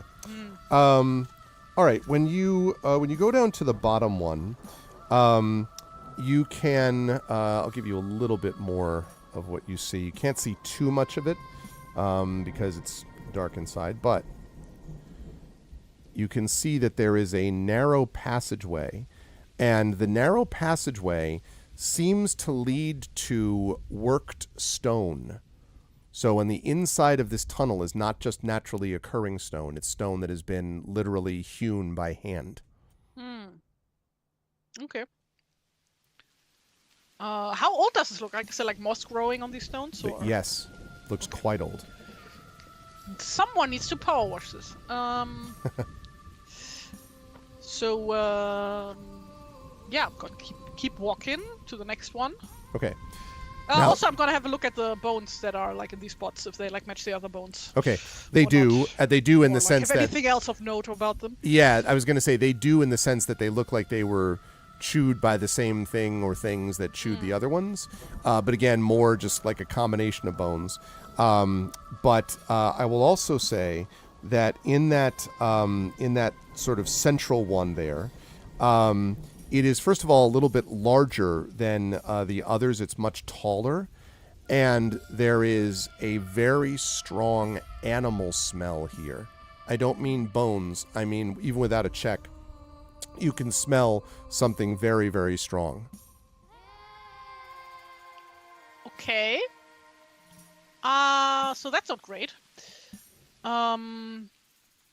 So by the way, what is like off to the east here? Because like the map is like cut off, like halfway through the. That's right. clearing. So if it looks like if you were to clamber up, like if you were to, let me see, like let me. I hesitate to suggest this, but if you were to make a simple dexterity check to clamber up on one of these rocks, it's not a difficult one, but that's not saying much. Anyway, you might be able to get a look at, because there's forest around here as well, but it's not as dense, and the trees are a little shorter here. So you think if you could get up a little bit on one of these rocks, you might be able to see a bit over the top of the trees here. To the east. Yeah, I will attempt that. Okay. All right, God come on. damn it. It's just dexterity check, or what do I do? Yes, or I'll take acrobatics if you prefer. Same thing. An Okay, 11. that's fine. That's enough. It's incredible though, chat. Like look at this. So there's, I want to make sure, 10, 3, 11, 13, 9. The save, which was a 19. 5, 13, 7, 6, 11, 8. 12, 9, 12, 7, 10, 7, 14, 17, oh my god, 12, 9, 8, a 20, 8, 5, 6, 3, 11. Like, these rolls are horrific. They are so bad. But 11 is enough in this case. So you do stand up on the rocks, and you do see something, actually, Genevieve. There is, above the distant trees to the east, you see a column of smoke rising. How far away, roughly? It looks like, I mean, it's a little hard to tell. It's definitely not right next to you, but you don't think it's hours away.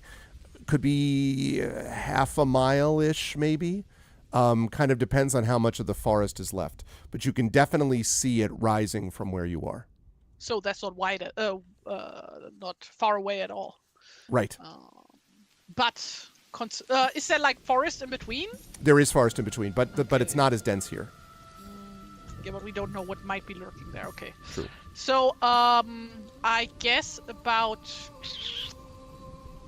an hour or two before darkness falls, we would break up camp and keep moving. Because by then our clothes shouldn't be sobbing wet anymore. Okay. It's still damp and uncomfortable, but, you know.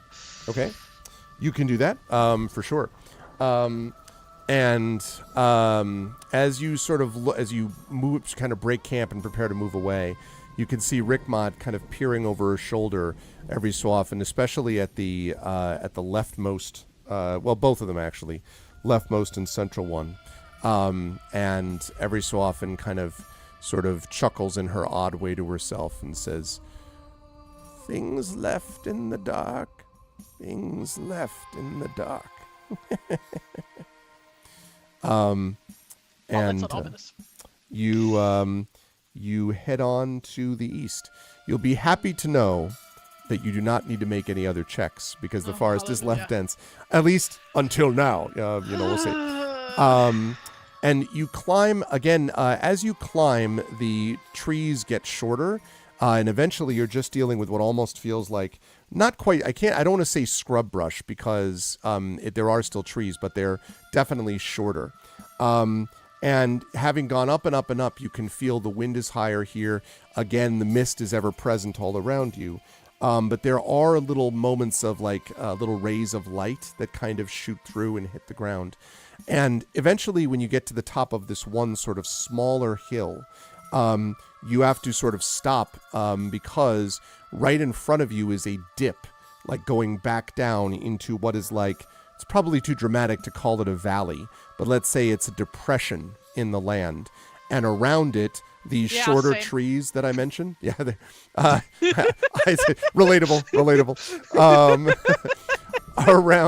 Around the it's funny. Around this area, there are a set of trees. The same trees that are shorter, but because this is down in the earth, they're basically tall enough to cover this place. So you wouldn't see it unless you ran right up against it. But the smoke is definitely coming from inside it. Yeah, join the club. We give out T-shirts. Yeah. Okay, so I'm going to show you a picture of said thing on stream. Not a map, but a picture.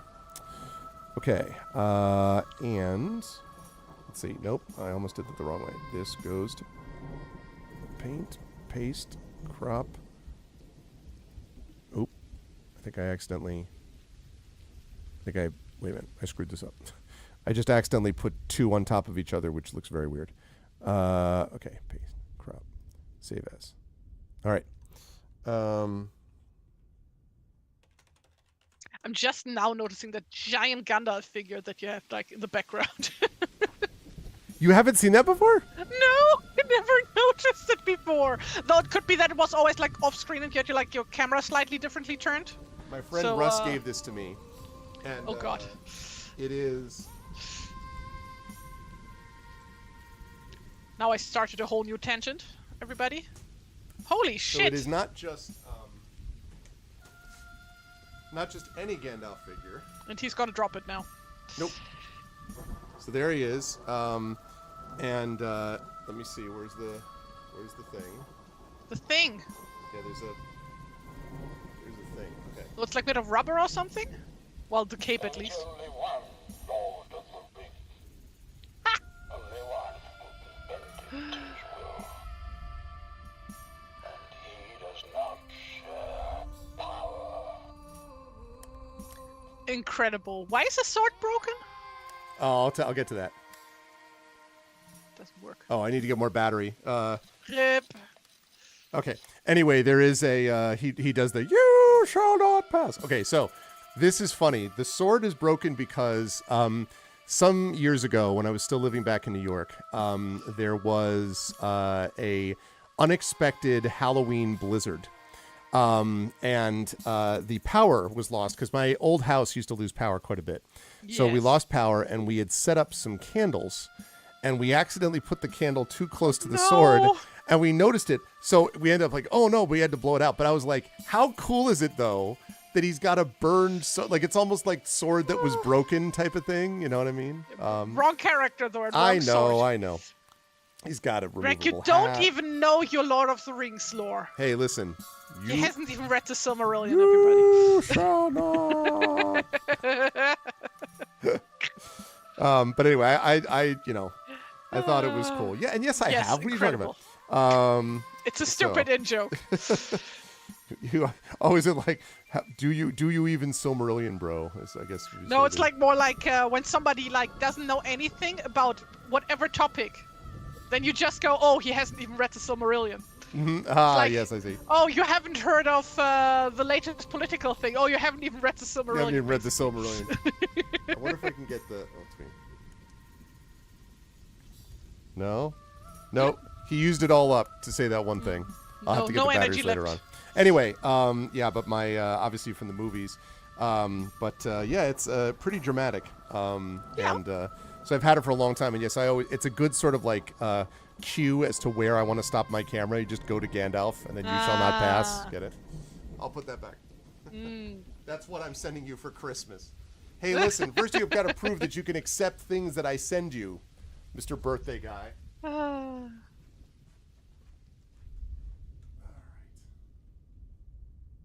Put that back like that. There we go. You shall not pass. I still have somewhere, I think, like this ancient fucking Boromir action figure. Is it? No, it's Faramir. It's a Faramir action figure that I like got from my brother when I was like 10 or so. Like when the movies were like really fresh out. Well, I think it was just two movie out at that point. Faramir isn't in the first one. So. And that is true, yeah. Dragon. That is a good point. Okay, so Yes. so anyway, let me show you this picture. Wrong setting. Let me show you this picture, which will be on the stream coming up right now. It's a hut. It is the mighty Jabba. No, different kind of hut. You can see that, as I mentioned, there's sort of light speckling the roof here. It is a long, low stone house with a turf roof, and there is copious smoke rising up in great billows from the smoke hole on the side. And you can see around the back, you can hear the sound of water. It appears that there is this river that you had been following that disappeared when you left the gully tunnel. That it has worked its way up to here. This is where it starts from, presumably, because behind the house is a very weighty-looking wooden water wheel. So you can hear this. Oh yeah, those things are fucking loud, like super loud. Like, Yeah. Also go like. That's very true. If you've ever heard an actual water wheel chat, like I have. I don't mean a modern one. Yeah, no, I know. I was saying, like, for folks in chat, if you haven't heard, like, yeah, Tari's right. It's super loud.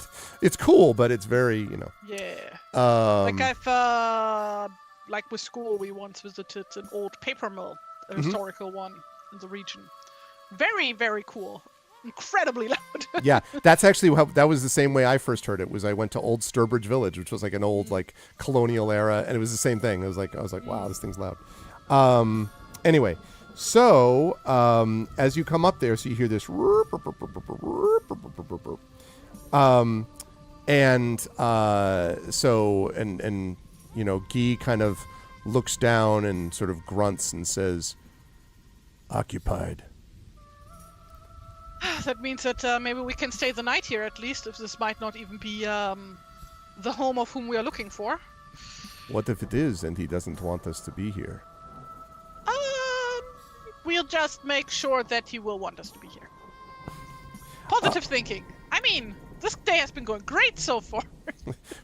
Mundir, so like Ibn Mundir just looks at you like, and you can just see the freezing cold, like damp, maybe that's already mold growing in the folds of his robe, and he's just like, He's like, God, I should have never left Al-Andalus. I backed the wrong horse. I could be in warm Spain Exactly. right now. It's like my friend Brandon, who's here, who is just complaining mightily the whole time. Like, how do you people exist? Because there's like 20 degrees here, which is like approximately 70 degrees colder than anything he's ever felt, right? So he's just like, this is ridiculous. I sent him all these nice pictures of my driveway when all the ice was gone. He's like, God damn it. He's like, I loved your house. Please invite me back in June. I was like, yeah. Anyway, it was funny. Okay, so you are standing at the top of this little depression that leads down to where the hut is. And again, Yeah, we walk up to the house. Okay, as you start walking down towards the house, you suddenly hear... I think I have the sound effect to do this. Sound effect. Okay, here we go. You suddenly hear this.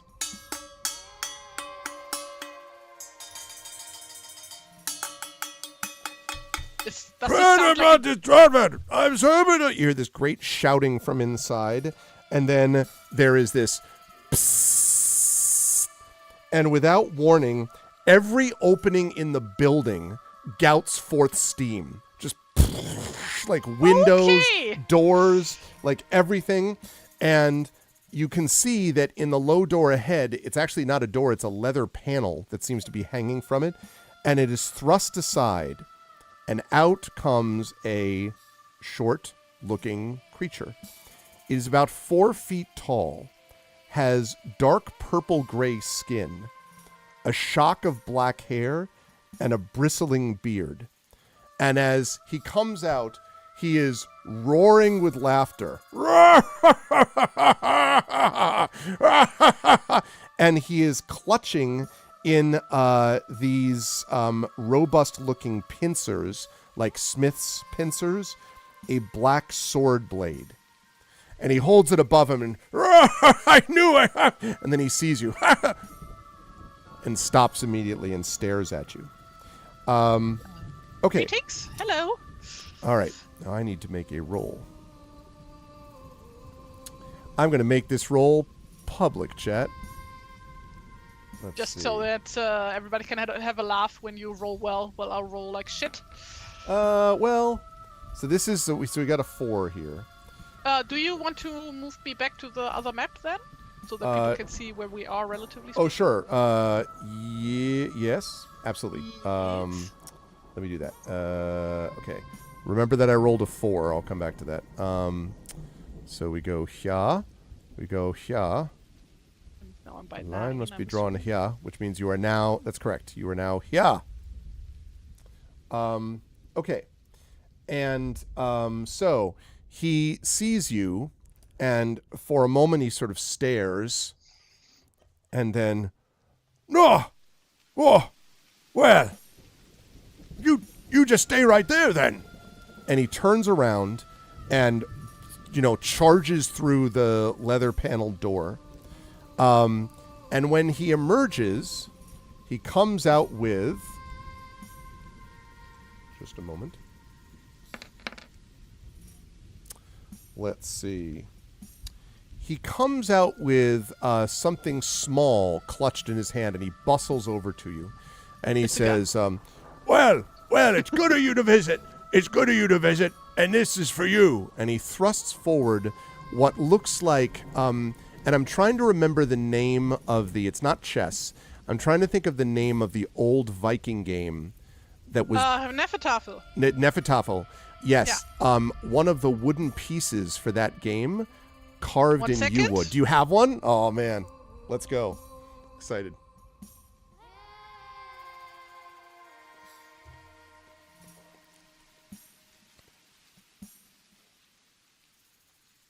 Oh, she's summoning it.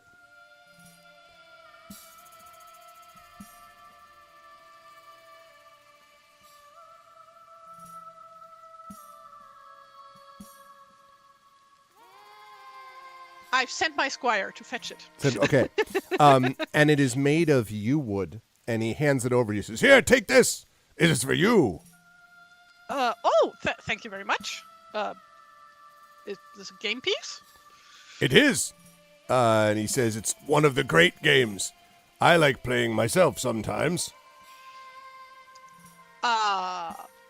Well, maybe we could play a session then. Absolutely, let's do it right now. And he literally just falls to the ground in front of you. And from some place on his person, his tunic or something, a board emerges. And he says, all right then. Come on, right now. Well, right now, let me he just points to the put my ground. stuff down over there. All right, hurry up. Yeah, I put my stuff over to the side and have a seat. And the followers are all like looking at you. And he says, Yeah, well, she you just can only looks and play shrugs. you can only play 2 at a time. All of you sit down. And he gets very fierce. Do you give the go ahead for your followers to sit down? Yeah. So they sit down slowly. And he pulls out a set of other pieces. Okay.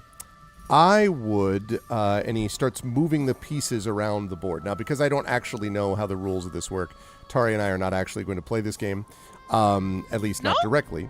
Well, we certainly could, but I wouldn't know how to play, so you would, I mean, that's probably I fine. wouldn't know either. I played it like once, like 5 years ago, 6 years ago. Exactly. In Denmark, actually. So, really? Oh, that's cool. Yes, in Ribe at the Viking Museum. I happen to know a little bit about, there's a game in a book for middle grade, basically younger kids, called Thrones and Bones. And it was based a little bit on this. That's how I knew some of it. Oh, so can you pull out a piece? Do you have a... Yes, if I can get the lid off. Let's see. Oh, probably, yeah. Let's get the king. Very nice. Yeah, exactly. So that's him. Oh, I forgot that I had a picture of him. Oh, I gotta get this. Well, picture. I mean, I have a figure of him. well, I mean, no. Can I tell if he handed me a king or a soldier? He handed you a king. Okay.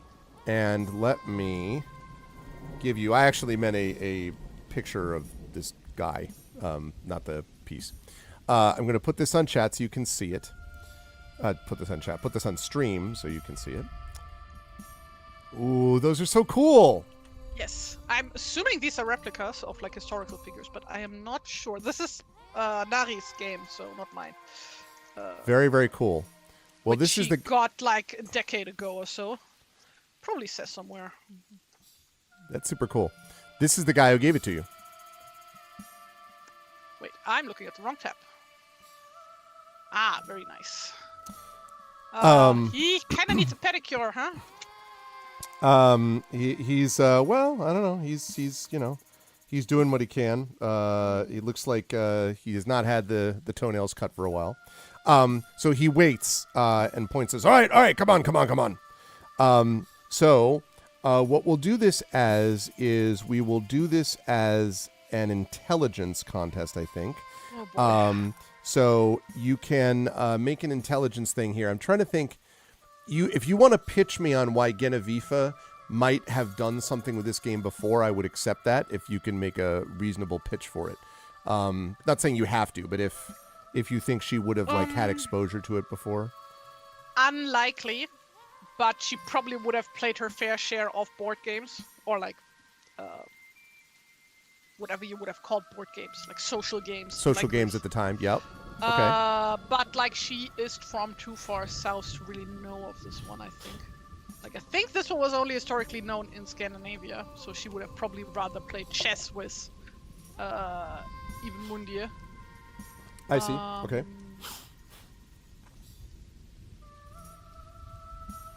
But yeah. So what do I roll? So you're going to make an intelligence check for me. And I'm going to use that inspiration I got earlier. Yeah, I was going to say. It's going to be an imposed intelligence check as well. So I'll be making this roll after Genevieve makes hers. Oh god, I don't want to click. You can do it. Fail again. Can I? I have faith. Oh, See? 19. See, you just had to believe. What a great series of rolls today. Made a bad roll in my life. Nope, it's exactly right. Okay, so that means a 19 total. And he is going to roll. Not that. All right, you move the pieces back and forth. Also, your rolls are still public. I don't know if they're supposed to be. But I wanted that. I wanted that to be public.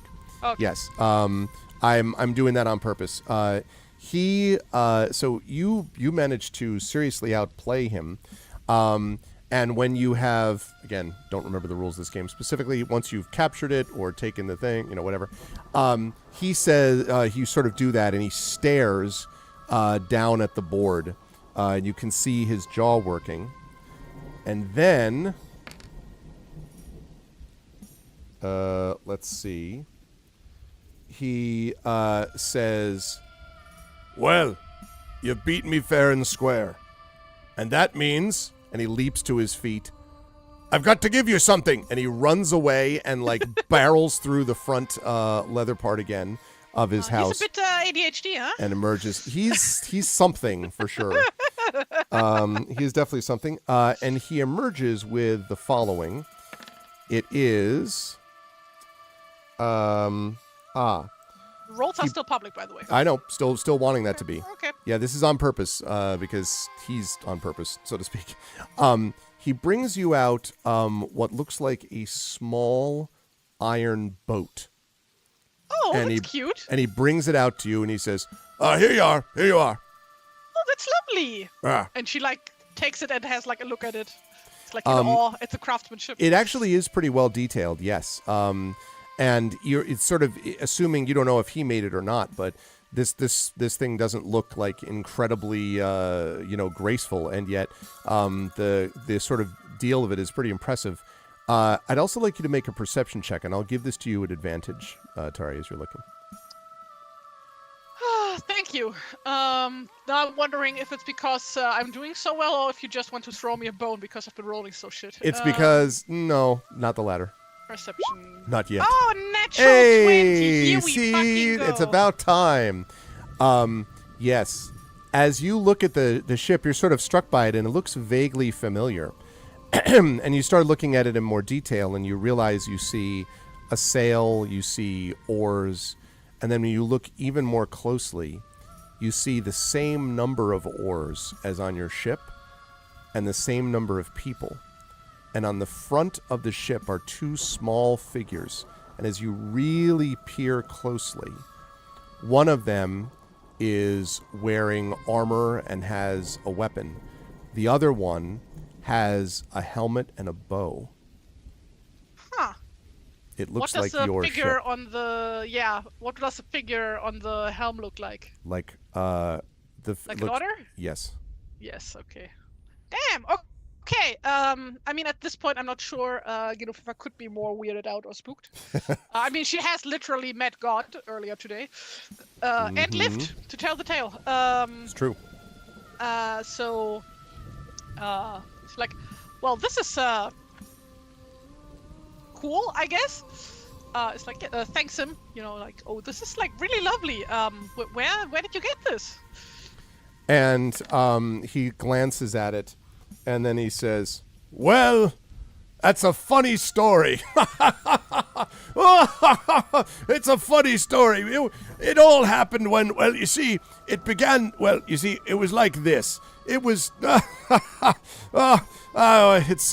oh my goodness. You see, I found this iron, and I was looking out upon the ocean, and I saw this boat, and well, I have some pretty good eyesight, and I was able to take it and then make it into a boat. I can't even, and he's like full of mirth. He's like so full of laughter that he can barely finish a sentence. At one point, he manages to stammer out something about oars and sails, and then he's just rolling on the ground in laughter. Like his pincers are next to him on the ground, and he's just like kicking his legs up.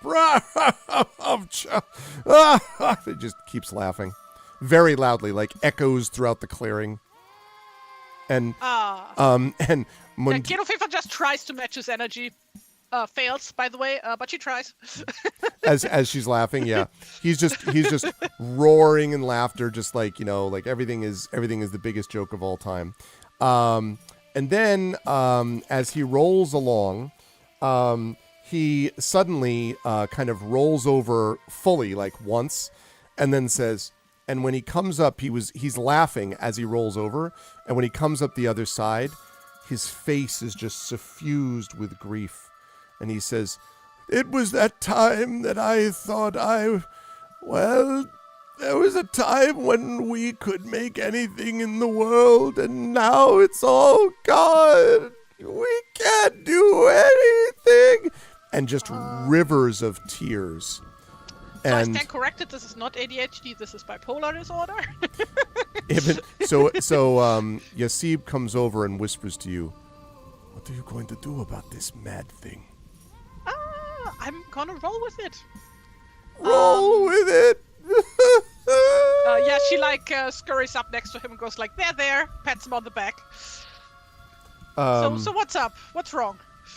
I'm just miserable. I remember times of the past, and that was really awful. And then what? And then he says something. He's like, is that a bow? And he, like, all of a sudden the tears vanish. Is that a bow? Yes, Can that I is see a it? bow. Oh, please let me see it. Can I see it? Can I see it, please? Yeah, sure. Please. And she hands him the bow, which is unstrung, by the way. Oh, well, this bow. This could have been. No, you can't go out with this bow. He's the grief seems to completely disappeared, and now he's like feeling the bow, looking at it with an expert eye. You can't go out with this. This thing could break at any second. Is that a helm? What kind of a helm is that? Is that a bucket? You could do better. I could make one for you. This is terrible. What? Who lets you go out like this? This is. Wait, what is that? And he's like, he's literally like inspecting all of your stuff, like looking at your backpack, and every time it's, why? Who made this? These people don't know what they're doing. Like, Well, I mean, that's a lot of questions, but I also have some questions for you if you would hear them. questions. Yeah. And he says, and he kind of stares at you, and suddenly, like the bow which he was holding, he drops on the ground, his eyes widen. He says, questions. All right, then. I'll give you an answer if you're able to solve my... And he thinks for a minute. Mm-hmm. And he says, if you can win my contest. This is a simple one. And he stands up, and he looks at you and puts his hands on his hips, and he says, it's called Who Can Take the Most Pain. And he smiles at you. And he says, it's very simple. It works like this. You punch me in the face as hard as you can, and then I punch you in the face as hard as I can. And whoever takes less pain, whoever can stand the pain better, wins. If you win, I'll answer your questions. If I win, you'll be punched in the face. And he does not laugh, as if all of a sudden this is very serious to him. How about we do a question for a question thing? Like you ask me a question and I ask you a question and so on and so forth? He sort of looks at you and kind of blinks, and he says, Fifa is just like, I don't want to get my nose broken. I don't know if I want to ask you a question. Well, you just asked me a ton of questions. Well, Like, for example, where did I get this helmet? Well, I did get this helmet from my home. From the smithy, from my hometown. oh, whatever. I don't care about that now. Anyway, and it's literally as if he's just completely forgotten about what he was just talking to you about 5 seconds ago. Yeah, I figured. He says, all right, if it doesn't have to be you. Look, you, that quiet one. He points at Guy. I'll punch him in the face. And Guy sort of like stares at you. And then he punches me in the face, and whoever can stand the pain, they win. And then I'll answer your questions. Yeah, Fifa just like looks at him like at Guy. With like a questioning look, like, are you up for that? Like not asking that, but like. I was gonna say, yeah. Guy fine. also gives you a questioning look, like, am I supposed to do this? I mean, you can tell your follower to do it. It's if you want to. I'm not a tyrant. I'm not gonna ask my friends to get punched in the face. They're your followers. They do what you say. It's not how that works. He's, You know, I used to be one of them. That's true. Like. You before you were elevated from the Workers ranks. of the world united. Triffid's like, I challenge you to a singing contest. I was waiting for someone to be like, all right, I'm going to Rochambeau for it. Or what we do. Guy, would you be up for it? And Guy sort of, maybe. You're stronger than me. And Guy, of course, is like, 2 feet taller than this dwarf, too. And he kind of stares down at the dwarf. And the dwarf says, all right, right there. And he kind of, Now, for Guy to actually hit him in the spot where the dwarf keeps pushing, Guy is going to have to, like, Brad Pitt in Troy, like, jumping punch down on the thing, right? So he's like, but he sort of looks at you. He says, you're sure? Oh, I'm sure. And Guy's clearly not talking to him. He's talking to you. Are you sure? I'm not sure about anything anymore. Come on, hit me in the chest. Just, I guess, go ahead. Okay. So, what this basically is going to be is a constitution check. If you have intimidation, or if Guy has intimidation or any benefits to that, you can use that. I don't think Guy does. So it would just be Constitution, but double check, Check. for me. I'm double checking. Yes, take a blow. Interesting. And nimble. Yeah, take a blow. I tell you what, you can do one of two things. You could do take a blow, in which case that would cause him to be spent, but then he would succeed at this check automatically. Or you could have him try to make a roll to see whether he succeeds or fails.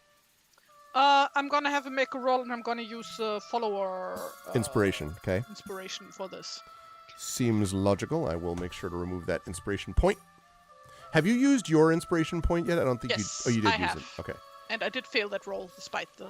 Oh, so it appears only the GM has an inspiration point. Good to know. So just a regular D20, yeah? Yes. Oh my fucking god! Really, a 6? So Are you kidding me? what is the okay, well, it's an opposed roll, so let's see. Yeah, I'm sure opposed to it. Okay. Oh! Look at that, see? Outstanding. So Guy kind of Everybody's a fucking weakling here. It's great. so Guy winds up and hits him in the and then he comes up and he sort of swings up at Guy, but because he's so short, he kind of sort of gives a glancing blow only, and Guy sort of comes back, and then Guy's like, and the dwarf is like, whoa, all right, okay, well, all right, that wasn't bad. All right, you won. I lost my footing. It was unfair, rigged. It's all right. I'll accept it. All right, ask whatever your question. I'll give you the truth to something. One question. Do you have a Magdan's crystal ball? Now, when you say that, he says, well, he's kind of just like, holding his hand, and he says, Shit, I should have phrased that question differently. well, I made that young witch out in the land below a bauble. I made it so that it can light up the night sky when I say her name. So cleverly was it made, and so full of old dwarf magic. And it's only right that I be the one to take care of it. Because, well, he kind of looks downcast for a moment and says, I guess I used my wiles to steal it away. She doesn't take good care of it. She's always losing it or dropping it. You know how many times I've gone up to the roof and seen of my hut here, of my mill, and seen light shining up from the bauble? The only way that's there is if she dropped it again and it falls somewhere and then it shoots light up into the sky. Well, she doesn't take good care of it. And I wanted to look at it again since I made it in the first place. So, yes, I took it. And I don't remember where it is. I mean, it's in the mill somewhere, but I don't know where just now. So, assuming that you could make sure that she wouldn't mishandle the ball, would you be willing to return it to her? Return it? Well, Yes. I mean, if I could find it, but I can't have you go in right now. I'm too busy working. I can't have anyone knocking over my things and rooting through my possessions. Even if I wanted to return it, and I don't know that I do. She can't control it herself. She doesn't know how to take care of things. Well, I mean, you could maybe build some kind of protective box for it or something. Protective box. It's meant to be seen in the light. You can't Yes, put but this I thing in a mean, box. And she quickly gets up and goes to fetch a stick, and goes to draw in the sand on the ground. Basically, wait, let me just draw that on the map real quick. What I mean. Beep, beep, beep, beep. Well, no, I'm gonna try and explain. So basically, she draws a circle and then draws some kind of cage around it so that you can still see it. But let's say if it would be falling, then it would fall onto the cage instead. And he kind of looks at it, and then Something like this. You can't cage light. No, that's correct. The light wouldn't be caged. The light would still be going through. And he kind of looks again. I don't think you understand. This thing is magical. This cage is not. Meh. Well, I mean, we could first of all help you find the ball again. Not if you have to go into my mill. I mean, you could bring your stuff out and we'd look through it. I don't have time for that. And he gets up and literally turns and walks away. And walks right into the house. Now, he doesn't close anything, obviously. That is your name, right? And from inside you hear, that's right, full anger, now go away. Is it all right if we camp here? What do you mean, camp? Like stay the night out here? Just don't get in the way of my door. All right. Thank you. And a minute later, you hear the banging of hammers on forges again, on anvils again. Rickmod is chuckling to herself. And Guy is sort of like, still, moving around his body a little bit. And Ibn Mundir says... You was hit with a 3. It can't have hurt. It's a powerful thing. And Ibn Mundir says, what exactly are we going to do with this creature? He's obviously got it. We need to figure out a way to get it back from him somehow. But he changes moods like the sun changes in the sky. We cannot get anything from him. Well, I mean, we just have to wait for his mood to be at a point where he would be willing to part with it. That could be weeks or months or not at all. He's just as likely to change moods, give you a gift, and then try to cut your head off. Well, so far he has not tried to cut my head off, so I'm not going to assume he's going to. And Ibn Mundir, who seems rather more irritable than usual, I can't imagine why, sort of turns around and sits down, shaking his head. How about we go have some dinner? Okay. How do you want to do that? Yeah, like gonna set up camp. Fifa's gonna cook dinner. Okay. Even though she is the leader of this group, she is used to being the cook of the group, so still does the cooking herself. Fair enough. And also, while the cooking is happening, she's gonna send out... Guy isn't spent, right? Guy is not spent, no. Yeah, she would, send him out to scout around a little bit around the vicinity. Okay. While everybody else takes care of camp stuff. And while he's doing that, and that includes you taking care of camp stuff as well, presumably? Yes. Magic Exponent makes a good point. I would not recommend staying the night near a forge. It won't stop being loud. And as if an answer, hammer, hammer, hammer, hammer. Well, he has to sleep at some point, presumably. Suddenly you hear a loud song from inside. I never sleep when I'm working. I never sleep when I'm working. Ending. As you're doing all this, Rickmod, who's sort of chuckling to herself as usual, waiting for Guy to come back, and Rickmod says, "What do you think you're going to do with that one?" And she kind of jerks her head in the direction of the house.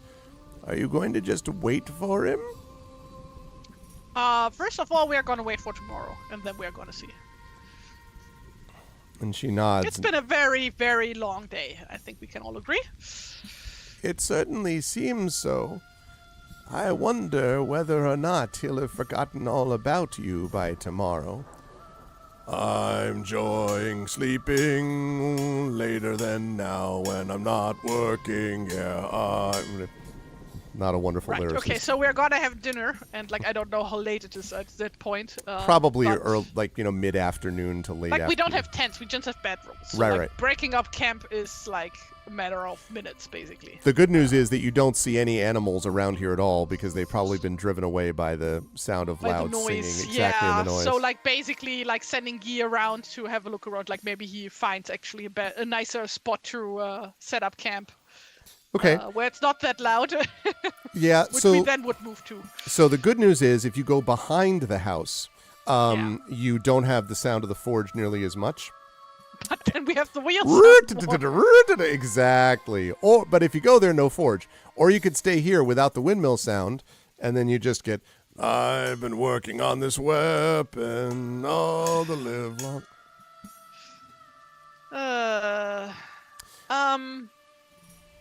Yeah, we're just gonna try and find another spot behind like some kind of. I mean, this is a very mountainous, hillious area, so there should be like Yes. some kind of I don't know, overhang, whatever, something that could like at least protect us somewhat of the loud noise.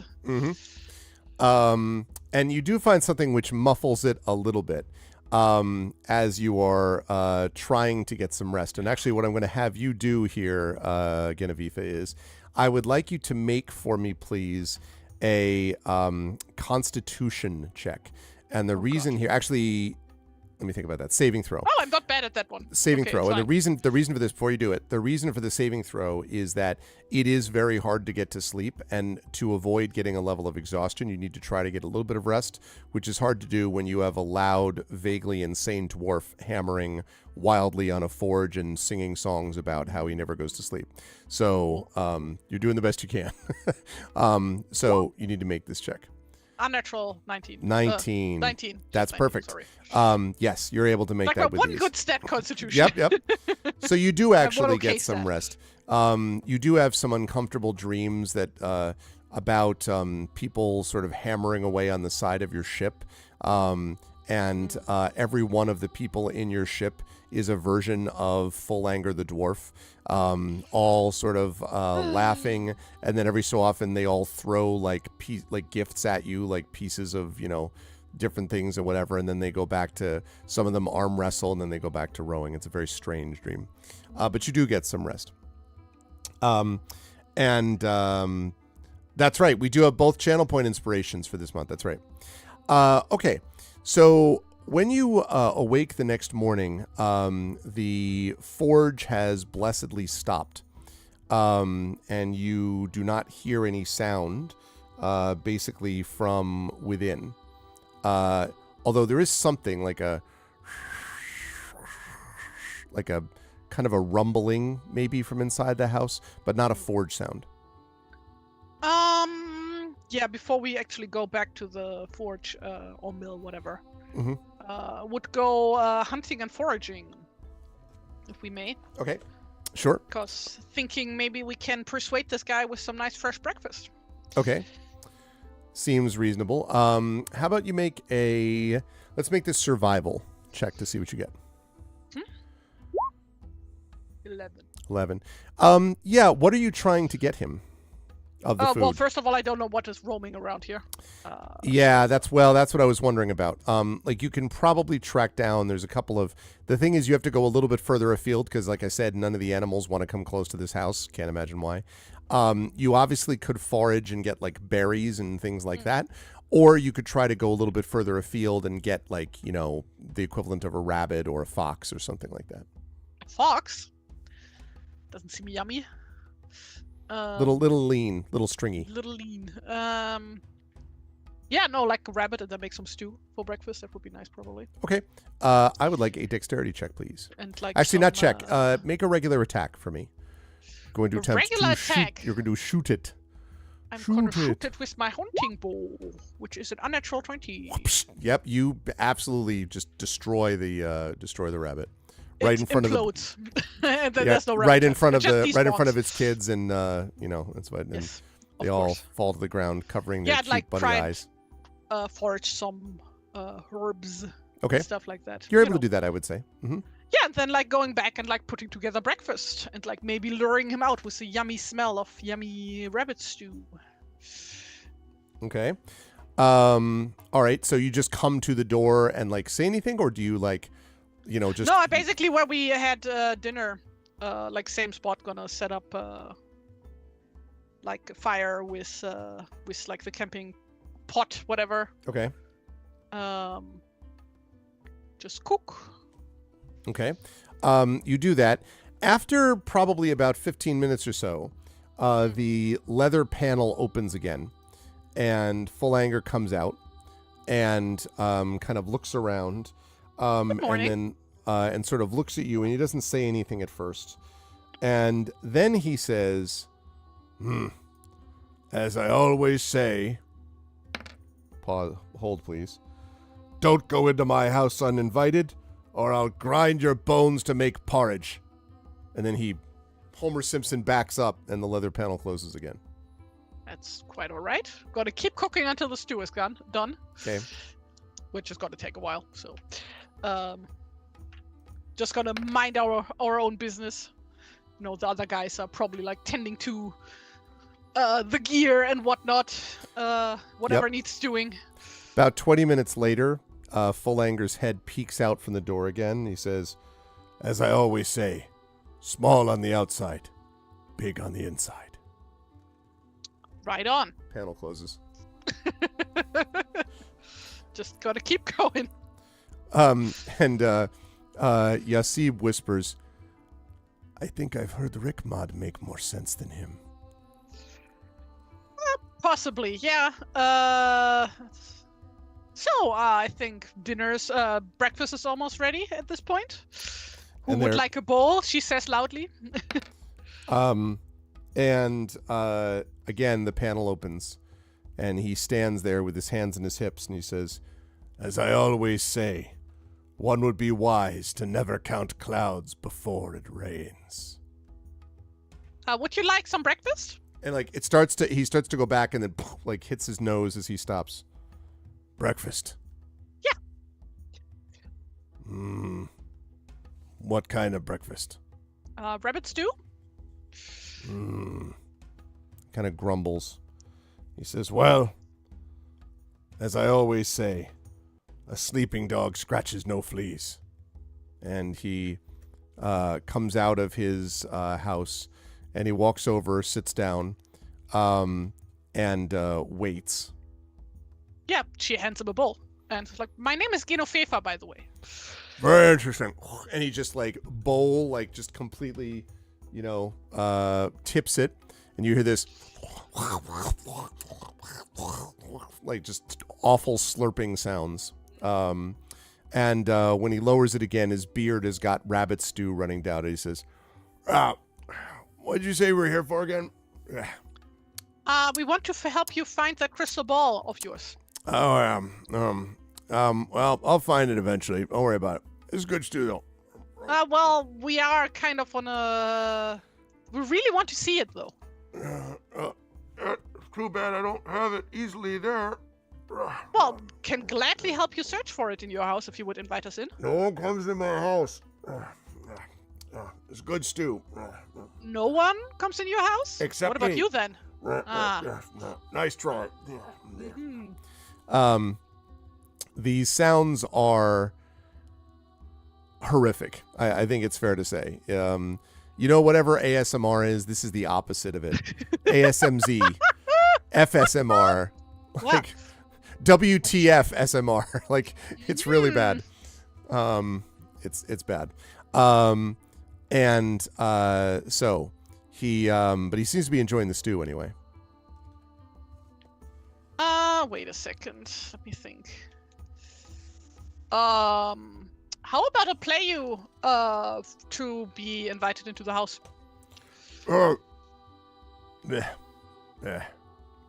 Dribble of stew down his beard. Yeah. Play me.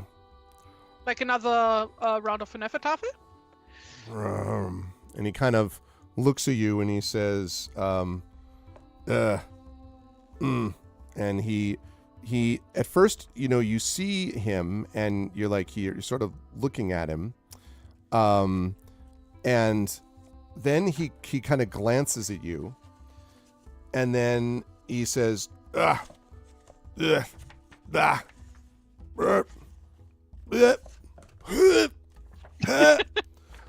sounds like a good idea.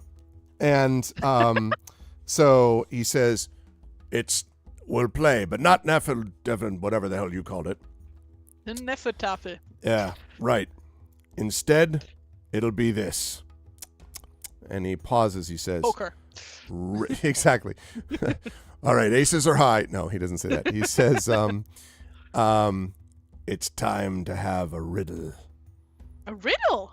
He says, that's right, a riddle contest. I'll begin. You have to God. answer me right. And if you do, you answer me. You ask me one. If I get it right, we keep going. Like that. And he pauses and he says, all right, you ready for the riddle? Yeah, we are ready. Busy and idle I am, held by rings. I must obey. Breaker of sleep, my song pleases the master of all. That's a good Can you one. write that one down in chat for me? Sure. Please. Yes. What do you mean, chat? No, he doesn't say it. FIFA turns to our followers. Okay, chat, what do we think? Pretty much exactly right. Hold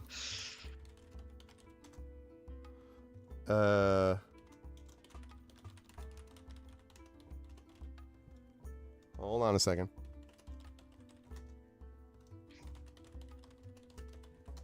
There you go. Busy and idle, I am held by rings. I must obey.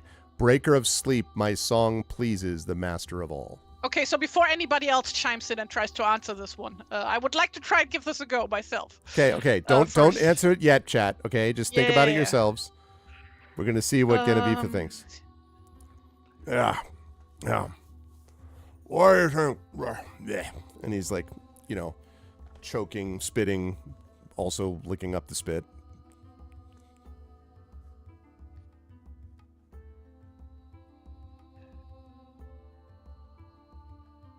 So rings mean money in this context, probably. Like currency, riches, whatever.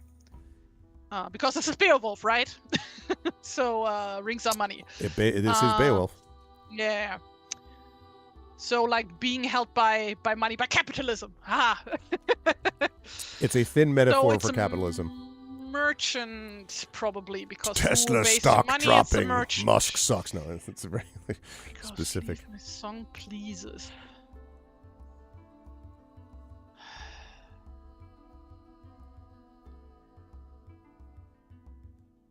Yeah, it is money.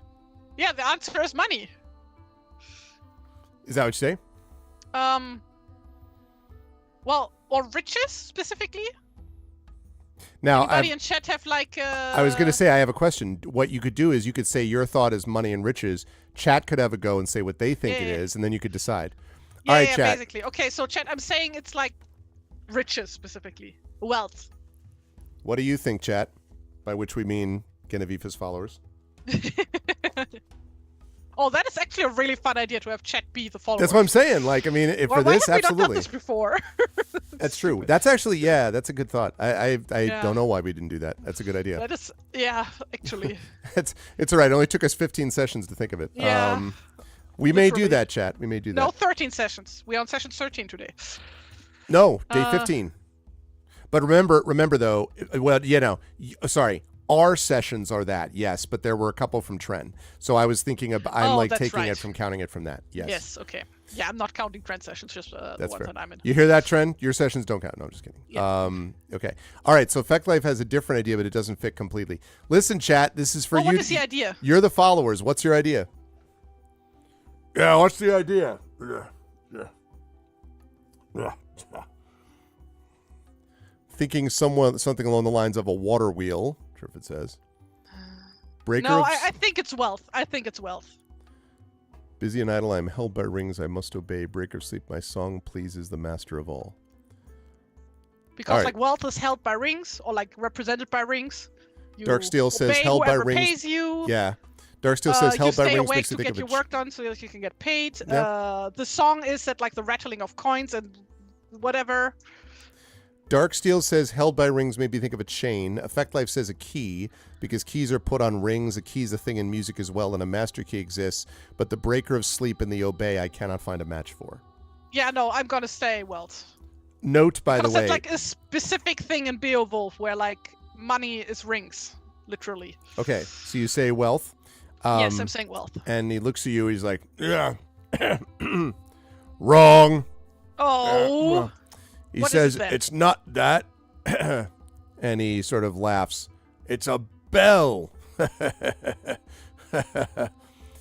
bell? It's a bell. Now, I have to say, this is actually a real Anglo-Saxon riddle, but it's been mangled. But it is, in fact, a real riddle, apparently, according to them. Bell is held up by rings? Yeah. An old-style seen bell was bells. held up by... No, but old-style ones were held up by rings because they had to swing freely on a stick, right? So you are a pole. So you would put them up, they would swing freely on a pole, and then they break sleep. My song pleases because the bell thing. Yeah. And it pleases the master of all because the master of all, damn it. the sun, and so forth. It says, all right, you got it wrong. You ask me one. If I get it right, then you don't go get that bauble. I'm not good at coming up with riddles. You were thinking of an alarm clock effect life? Yeah, well, see, that was closer. That was closer. I love the fact that these are actually legit, Anglo-Saxon riddles. I don't know good riddles. It's bad. What do? I can only quote riddles I from was- fucking The Hobbit. I was just going to say, I am sure I won't get those at And I all. only know the German translations for those, so it's even worse. If you gave me the riddle in German, I would definitely not get it. But assuming that I actually understood it. Ask him a riddle about the sea, he won't know it. Wow, I'm in a sea captain's home, Triffid. What do you listen? All right, I'll just summon my muse right here. I'll summon the captain's ghost. Can I look up riddles online? Is that allowed? You could do that, sure. Okay, cool. Just as long as you're not giving me one that's like, No, intensely no. dumb. You could No, actually I'm even gonna look try up and like. find something. Yeah. That's fitting.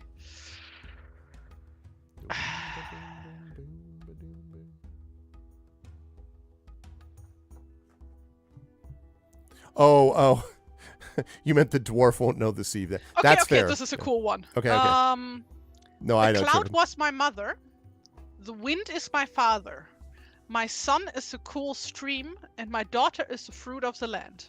A rainbow is my bed. The earth is my final resting place. And I'm the torment of man. Who am I? Gonna put it in chat. Gonna say yeah, please. No, you're right, Triffid. That makes a lot of sense. Ooh, wow. Darksteel on the Johnny in the spot right there. Okay, cloud is my mother, the wind is my father. Hey, don't help him! Yeah. You can't help. You can't help. Oh, god damn it! Triffid. You're on my team! You're the followers! Thanks, chat. God damn it! No, it's all right. It's okay. It's okay. But I'm going to give Triffid a pass on that because I was playing Cryptmaster where we were doing a lot of these riddles and I was asking for that help. It's fine. No, try. Give me another one. Okay, I've got to find another Give me another riddle. Because, yes, the answer is rain. Yeah. That one does. That is a cool one, actually. Yeah, it is. No, it's all good. This one. The more you take, the more you leave behind. What am I? Oh, wait. I think I've heard this before. Okay, don't say it, chat. The more you take, the more you leave behind. Oh, my God. I've heard this one before. He says, oh, I've heard this one before. The more you take. Is it the more I take, the more you leave behind? The more you take, the more you leave behind. The more you take, the more you leave behind.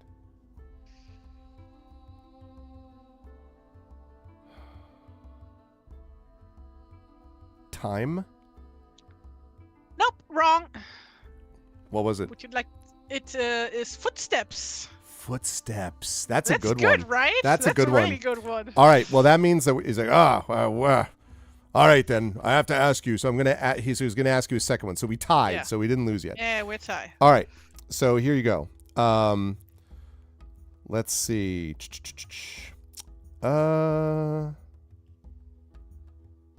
Oh, this is a good one. All right. Hammered blades hack me. Iron wounded war I see often. Hard-edged, hate-sharp, the work of smiths. No cure was ever found for me in the herbs of the field. Sword wounds split my skin. So I will put that in chat. And chat, before you try and guess this one, I'm gonna try. But you guys think about it. Okay, hammered blades hack me, iron wounded, war I see often. Hard-edged, hate sharp, The work of smiths, no cure was ever found for me in the herbs of the field. Sword Dark steel. wounds split my skin. Follower named Google. Very funny. So like my first thought is like stone. But that's, I think, a bit too obvious. And also like that doesn't work with the work of smiths because smiths don't work stone.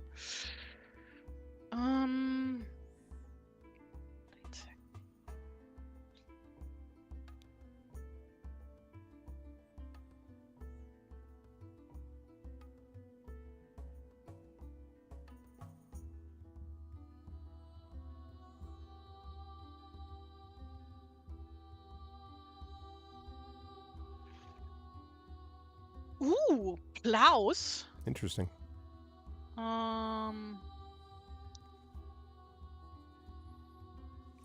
In fact, the opposite, right? Swords to plowshares, you know. Yeah. War I see often. Fields? No. Oh god, I have no idea. No clue whatsoever.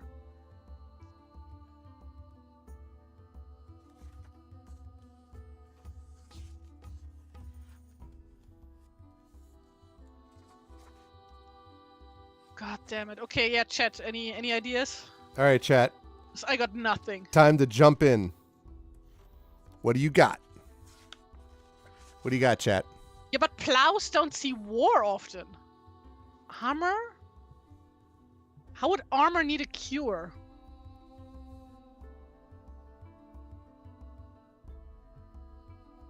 Scales? Was scale armor a thing? No. Scale armor wasn't a thing in like... And you got all the lines of it, right? Times. You're seeing all the lines. Yeah, it's yeah, I see it. It's too metaphorical for me, he says. Yeah, but land? Does land need to be cured? I mean, now it does. But back in those days, no, not really.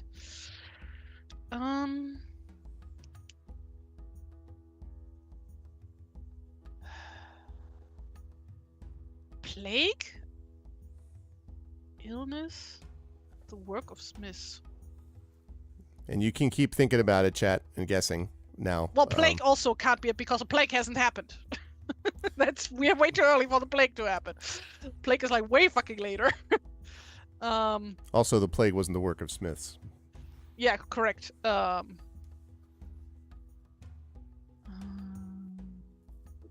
can I do a roll for a hint? If this was, I tell you what. I'll tell you if what. this was Lord of the Rings RPG, I could literally roll for this because it's a riddle skill. That's right. I'll tell you what. I will allow you. I love making these like devil's bargains. Really, this is like stolen from Blades in the Dark. But I will allow you to have Rickmod give you a hint, but you'll have to spend her. Yeah.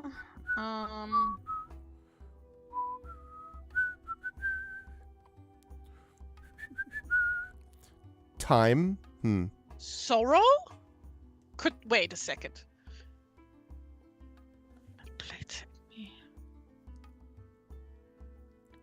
War. Yeah, sorrow sees war often. Hard-edged, hate sharp. Not sure how hate would play into sorrow specifically. The work of smiths. Like, yeah, because weapons kill people and when people die, that makes people sad, so that's sorrow. There is no cure for sorrow. Well, at least like none that you could like heal with like regular things.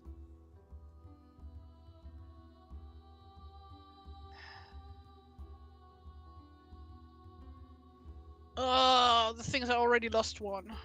Well, then again, he also needs to go again then. Yeah, I'm gonna say sorrow. Sorrow. So he looks at you, and his eyes widen, and then he says, "Wrong. Yeah, I figured. A shield. A shield? Hammered blades hack me. War I see Yeah. often. The work of Yeah. smiths. Sword Yeah. wounds split my skin." what is like no cure was ever found for me in the herbs of the field? I guess the assumption is that nobody ever tried to get past the shield, or no one never knew how to get past a shield. I don't know. You got to take it up with the historical Anglo-Saxons.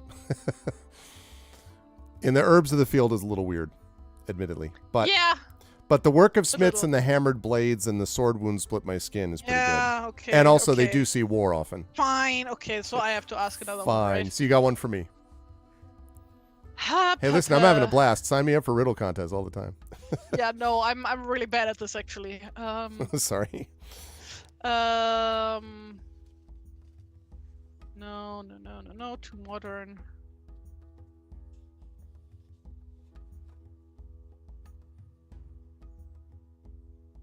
Too modern. Way too modern. Super modern.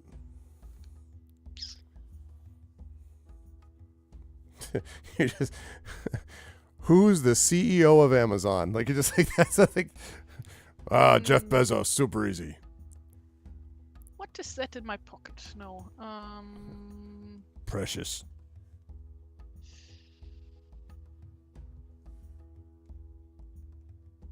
Oh, that one is too obvious. Then again.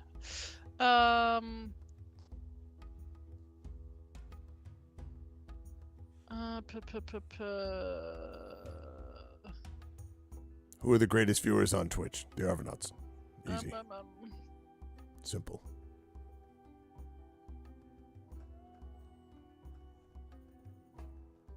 That's not a riddle, that's a math question. Well, that would definitely stump me. So difficult. Ah. You came up with two good ones before. Well, like I looked them up. Yeah.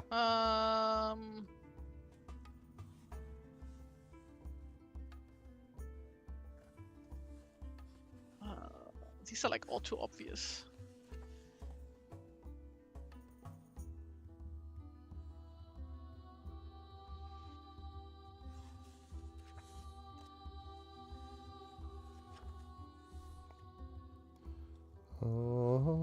Oh, that is mean. Okay, I'm gonna take this one. That's mean. Okay. All right. You see a boat filled with people, yet there isn't a single person on board.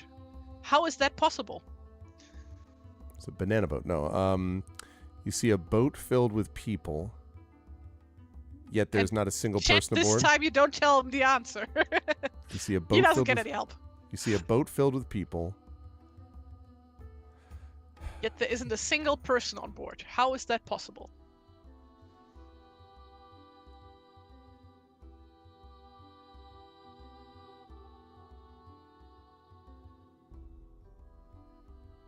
No, chat cannot guess. You see a boat filled with people, yet not a single person is on board.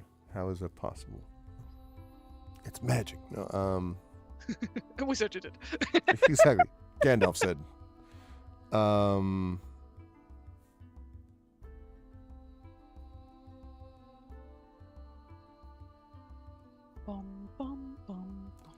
see a boat filled with people, yet not a single person is on board.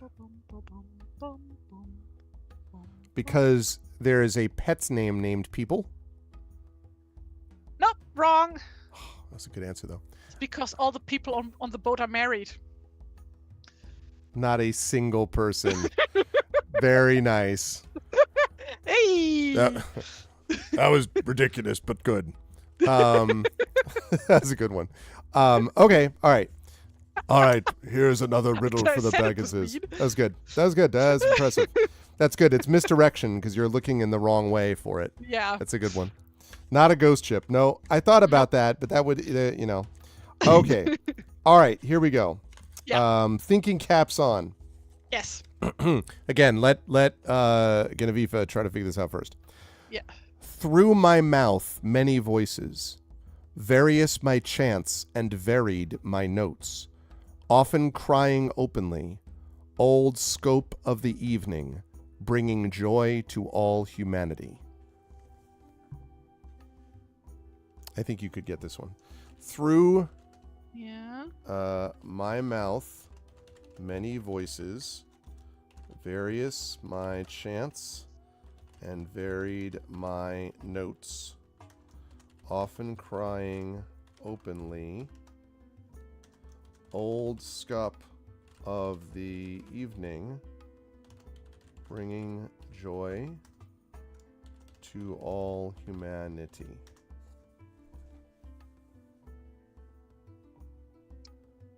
Well, a story or a song would be the first thing I would think of. Any other ideas, chat? But like song in like the traditional sense, as in like, you know, a tale, like Beowulf. That's a song, you know. Mm-hmm. Although, And you have like multiple characters. does the so song it's, have like, a mouth? many voices, but only spoken by one person. Mm-hmm.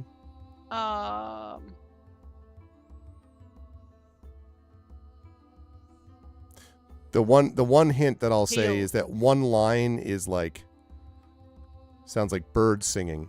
Imaginary exponent says. Scope of the evening. Oh, a nightingale? Could that be? No, a nightingale has only one voice. Do they have nightingales in Britain? There would have been, yeah, they would have, yes. I do need to point out, just for a point of, clarification, that nightingales do actually imitate different voices. They can do more okay, than yeah, one. I don't think I've ever heard a nightingale in my life, so I'm not good with bird noises.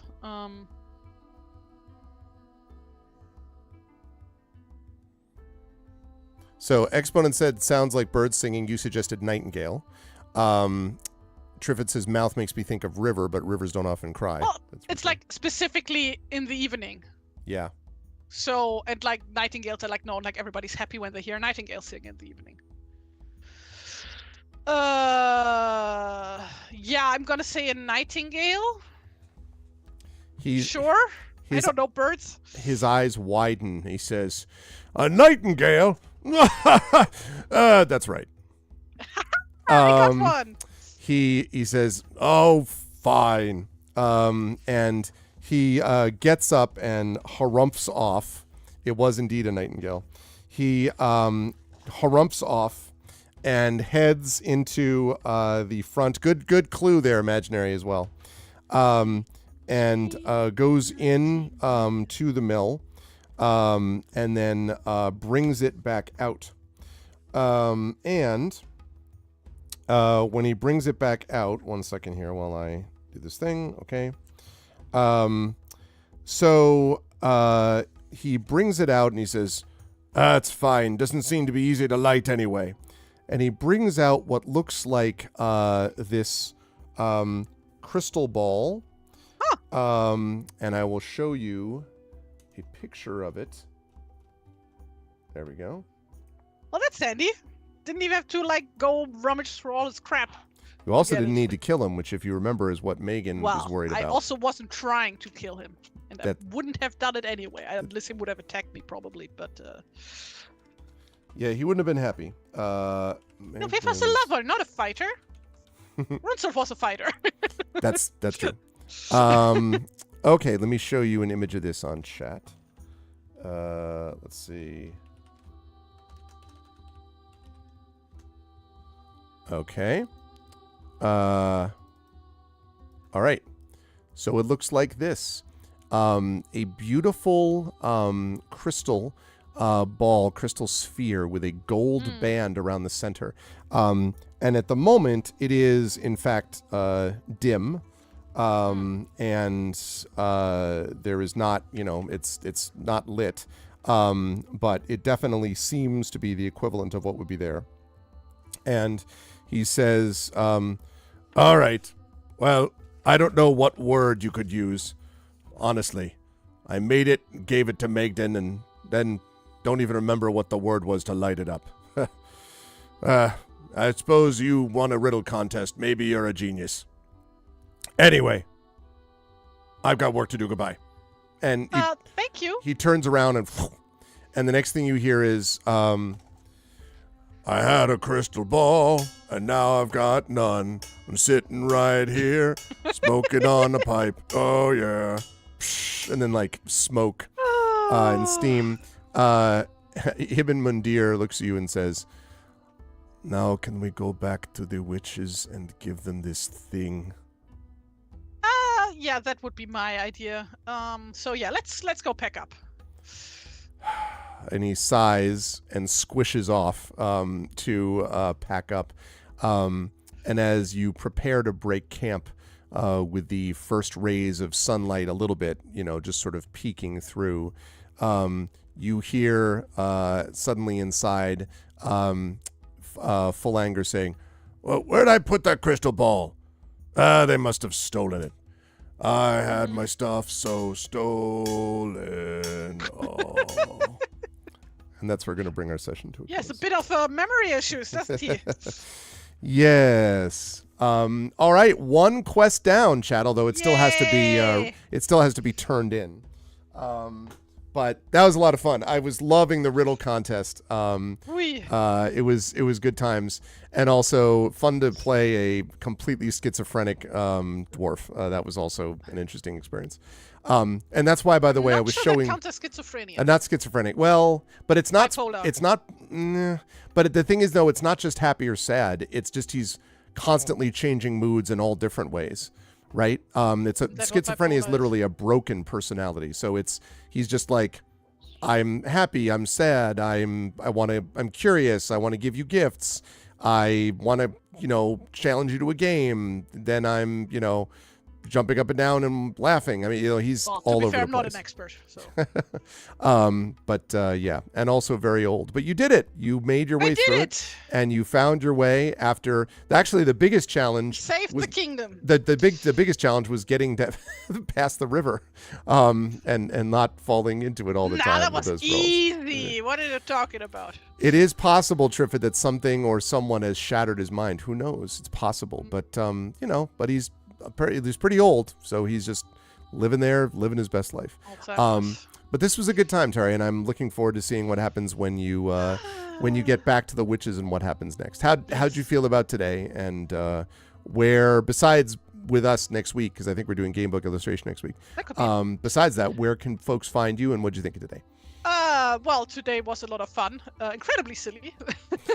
Also, Jesus Christ, those dice. Not good. Not good for me, no.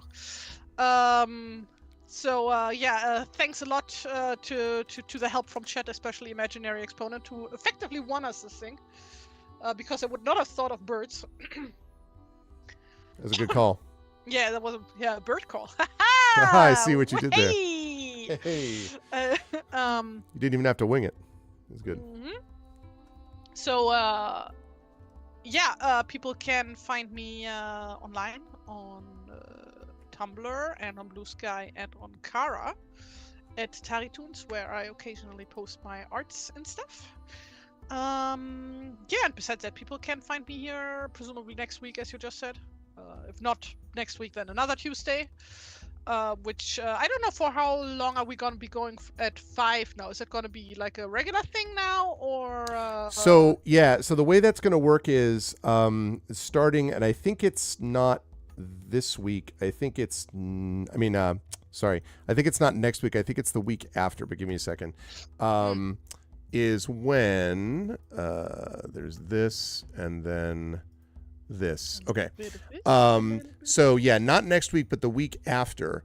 You will not need to worry about this actually, Tari, because next week we're doing the game book illustration. The week after that is going to be the Patreon Field Game of the Month, but that's going to be early, 10:30 a.m. Eastern. However, chat, one Tuesday a month, what Tari's talking about is Buy the Dice Roll over on GOG.com is going to start earlier, and I'm going to be doing Pen and Pixels from 2 to 5. That's basically to be more Europe friendly, because what has been happening is those poor folks end up finishing like 7 my time, which is like some ungodly hour, time of the night for them. So instead of doing that, Tari has been nice enough to agree to, if we have one of our Tuesdays, that she will start earlier with me at like 10:30. But as it happens, 2 weeks from now is not a Tari day anyway. That's going to be the 7 p.m. Patreon your Field. time?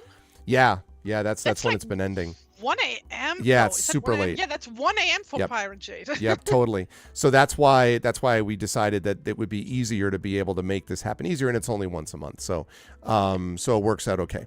But Gamebook Illustrations will be next week at the usual time for us. So that will be Wait, so at 6 for me, not at 5. correct. Oh, actually that's true because we have daylight because it's daylight savings time for me daylight right now. savings, that's what you mean. Yeah. Like when does Europe do daylight savings? Is it Oh, we didn't actually do earlier today for you? No. This was the same it time was for just me. daylight savings. I completely misunderstood. Okay, never mind. Yeah. Okay, no, that's fine then. Right. Okay. No further questions. Yes. It's a regular time next week. But when do you do daylight savings though? When I does don't know. I would need to look it up. Okay. Probably in 3 weeks or something. Okay. Like a more rational time as opposed to whatever the hell America does as usual. There is no rational time for daylight savings because all of the times are. Yeah, it's so true. Time zones are hard enough without also doing this nonsense. Yes, It's correct. ridiculous.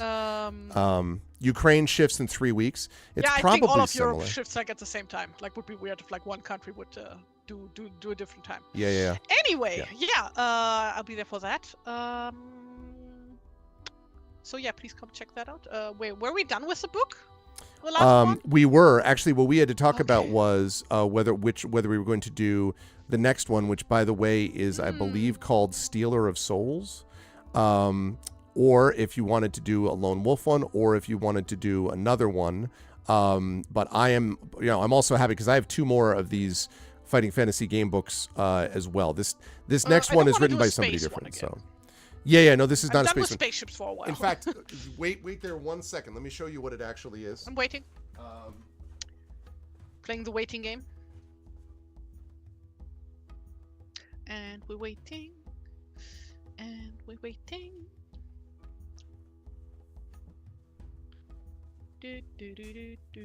Okay. It is. It's called The Stealer of Souls, and it is the name Mordreneth strikes fear into the hearts of all who dwell in Titan. Now he's found a way to unleash a magical army of fear upon the land, and the wizard Alsander has been kidnapped and must be rescued from the Isle of Despair. But will you also enter the Empire of Illusion, confront Mordreneth, and save Titan? Titan is the planet on which most of the fighting fantasy game books are set. So it is definitely this is like not classic dark fantasy. 100% not sorcery space. stuff. Yeah, it's 100% like. In fact, you can see. That sounds good. You know? Oh, Skulls, outstanding. Yeah, Yeah. we're doing that one. And it's and it's Keith Martin. Also, it's back to like standard skill, stamina, luck, like all that type of stuff. And it's not super long, so it's definitely not like that other one. It even has a cool map. Hold on a second. That's the You like Isle maps? of Despair.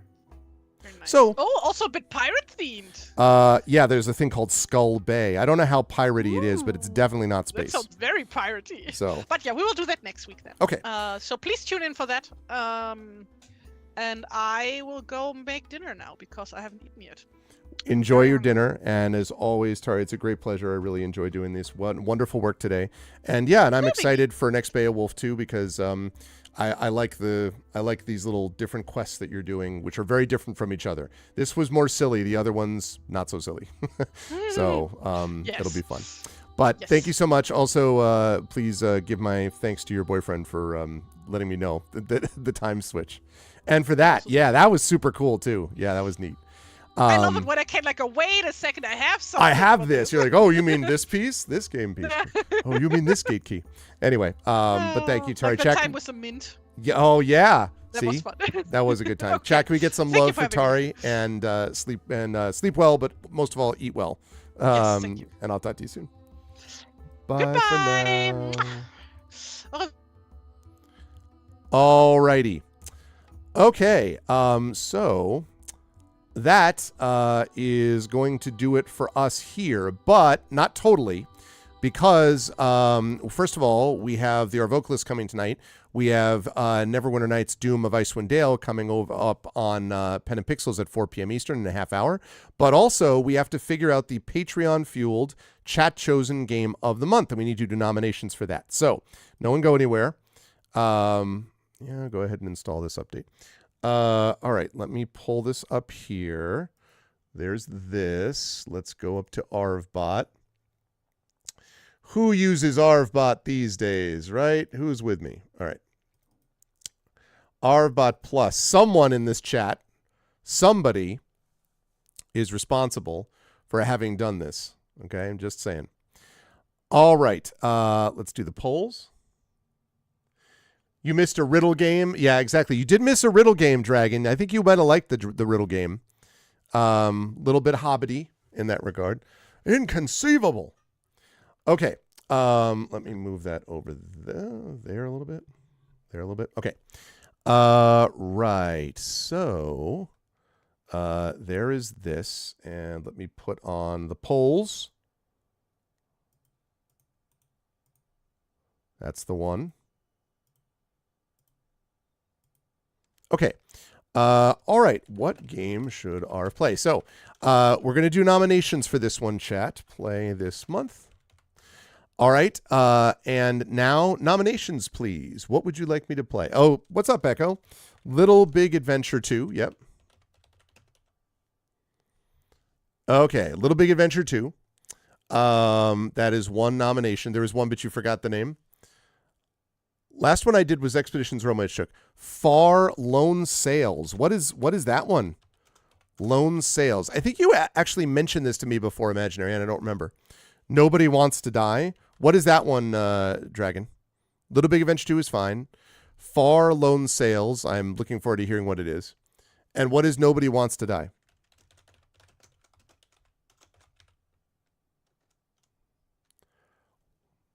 I will put that down as a nomination, but I need to know what it is. What is Pathologic? Because if it's a horror game,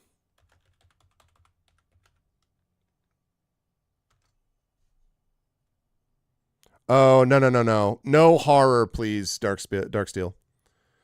Nobody Wants to Die is a film noir. Oh really?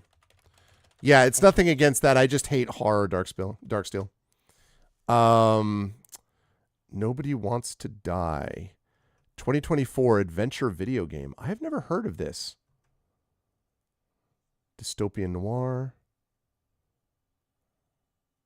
Oh, it's like super short, it says. Okay, I'll take Nobody Wants to Die. Sorry on the Pathologic. Yeah. Gorogoa. The puzzle genre, blah, blah, blah, blah, blah. Best mobile game. So is it playable? I can put that down on the list, Effect Life, but can I play it? Is it an Android thing? Because then I would use like my BlueStacks for that. Or can I get it like for Switch or Steam or something like that? It's on Steam? Oh, okay. And it's quite short. Okay. These are all good options. I like all these. What is the Far Lone Did you do the Imaginary? What's Far Lone Sales? Incidentally, Imaginary, I'm sure you may already know this, but did you see that Ukraine has agreed to a 30-day ceasefire?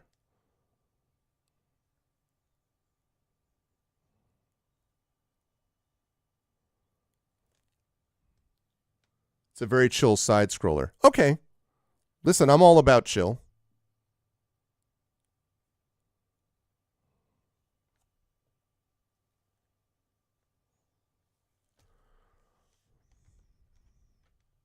Yeah.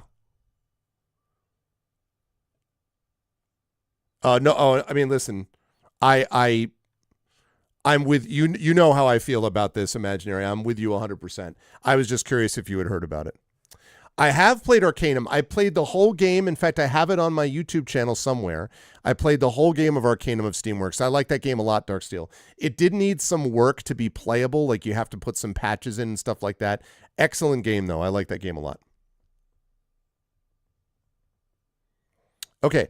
Little Big Adventure 2, Far Lone Sales, Nobody Wants to Die, Gorogoa. These are all good options. No, I'm sure you did. That's why I didn't want to assume. I literally just saw it come across my feed, so I thought maybe when you were watching as you might not have noticed over the last half hour or something. But no, of course I know you would be monitoring it for sure, but I was just curious. Yeah, I mean, well, without getting too into it, I wonder why Trump would do that, Dragon, right?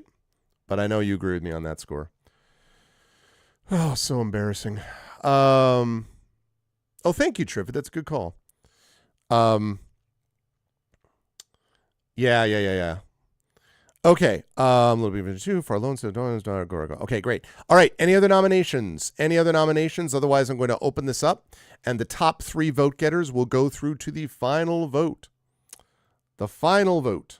Yeah, exactly. All right. So going once for nominations, going twice for nominations. These are all good choices. Yeah. No, I know. It was me that brought it up originally. Okay, here we go. All right, let's do it. Let's get these votes in. So, top 3 vote getters, chat, will go through to the final vote.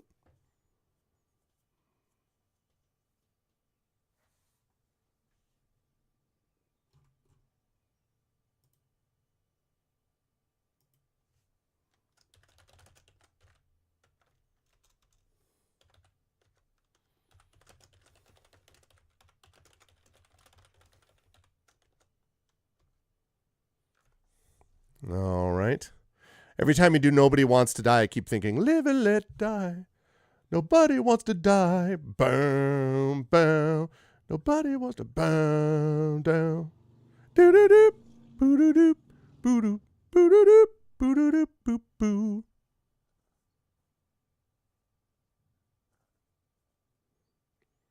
All right, so we have 2 votes for Nobody Wants to Die. We're going to need to take one of those single votes. You're only allowed 1 vote, but you can change, you can $change vote if you wish, and change your vote off of one of the other ones if you like. You can do that. And one of those is going to happen with one of these games, because it looks like Nobody Wants to Die is definitely going through. So, but we will need to change vote or have 2 more votes for 2 of the others. For Little Big Adventure and Far Lone Sails, or for Far Lone Sails and Gorogoa, or for Gorogoa and Little Big Adventure 2, some combination. Happy to play any of these, though. These all work.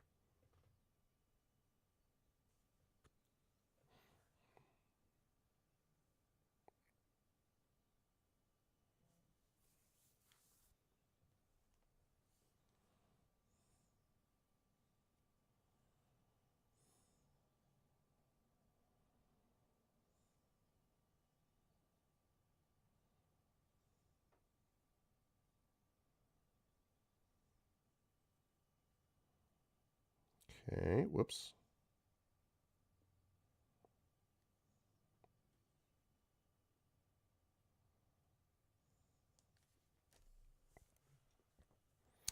All right, we have 2 votes. We have Far Lone Sails and Nobody Wants to Die. All right, thank you, Dark Steel.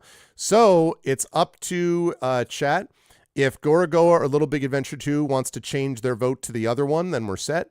Or if somebody else in chat votes for either, who hasn't voted yet, votes for either Little Big Adventure 2 or Gorogoa, that will be the 3rd one. So I'm going to last call this. And the next vote that we get for one of those 2 will be the final. And I suppose if these top 2, if Lone Sails and Nobody Wants to Die become the top 2, then I may just have those 2 go through. I usually do 3, but I can have 2. So I have had 2 in the past. I've had 2. See what I did there. Had 2.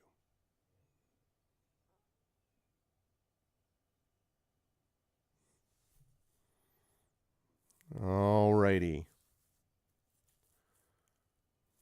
So, going once, going twice.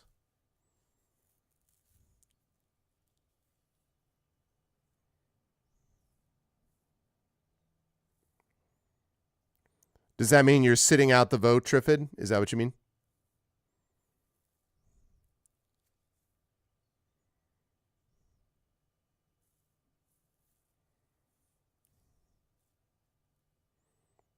Just before I close it, is that what that means, Trifid?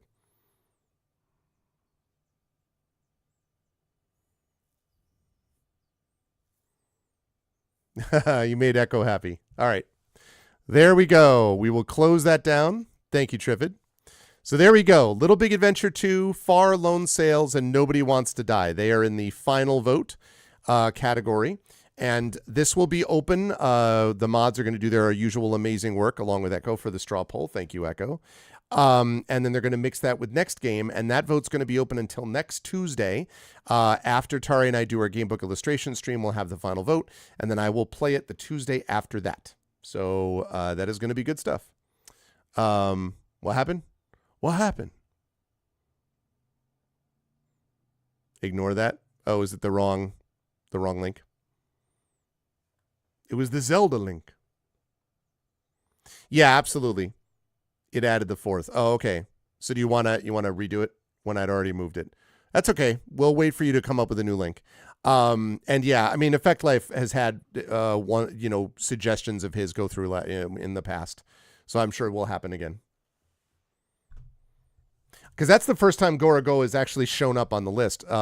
Little Big Adventure 2 has been on here a few times. These others are all new, though. Far Lone Sails, Nobody Wants to Die, and Gora Go are all new this month. So there we go. Okay, cool.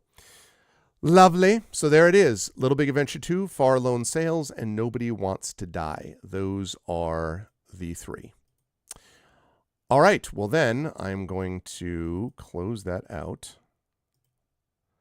And I'm going to close the polls, and then I'm going to close down the stream for now. So, but this was fun. I want to thank especially TariToons for being awesome today. And I want to thank all of you lovely people for being with us. It was a good time. I now am going to go over, and in about 15 minutes, a little more than that, 20 minutes, I'm going to be over on GOG.com and Pen and Pixels playing more of Doom of Icewind Dale, Neverwinter Nights, which we started last week. And then tonight at 9 p.m. Eastern, don't forget the Our Vocalists. Hopefully, he said, hopefully, finally wrapping up the Growing Up. That is what I'm hoping is going to happen this evening with the Our Vocalists. But either way, we're going to have a good time, so it'll be fun. So that'll be this evening. And then, again, there'll be no stream on Thursday. That was planned previously. It was not planned to have this previous Saturday stream canceled. But, again, it's been a interesting week and a half or so. And then I'll be back after that on Saturday for more Eberron Oracle of War. So that's going to be good times. I'm excited for that.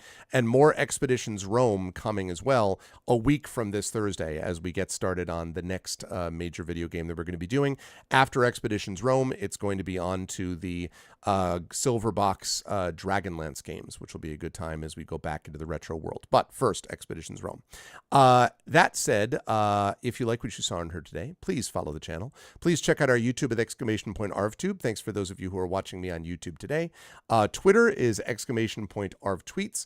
And again, Blue Sky, !ArvSky. Website for this, arvanelaron.com. Don't forget to check out Hearthglow. And also, I forgot to mention before, don't forget to check out Gen GMs, the DMGM tip show that I do with one Mr. Zach Clay. Very excited about that. We have some new shorts that are starting to go out on the stream again, starting to go out on the channels, which is great. So please check us out over there. On the, that's arvanelaron.com. On the financial front, !Arv Shop is our merchandise area where you can get stuff associated with the channel and get cool swag for you. Patreon, !Arvtreon, cool stuff for you, cool stuff for the channel. Let's get that back into triple digits. We're really, really close. I would love to see that get there. And there's a lot of cool stuff you can get for yourself and for the channel over there, as well as move us towards various channel goals.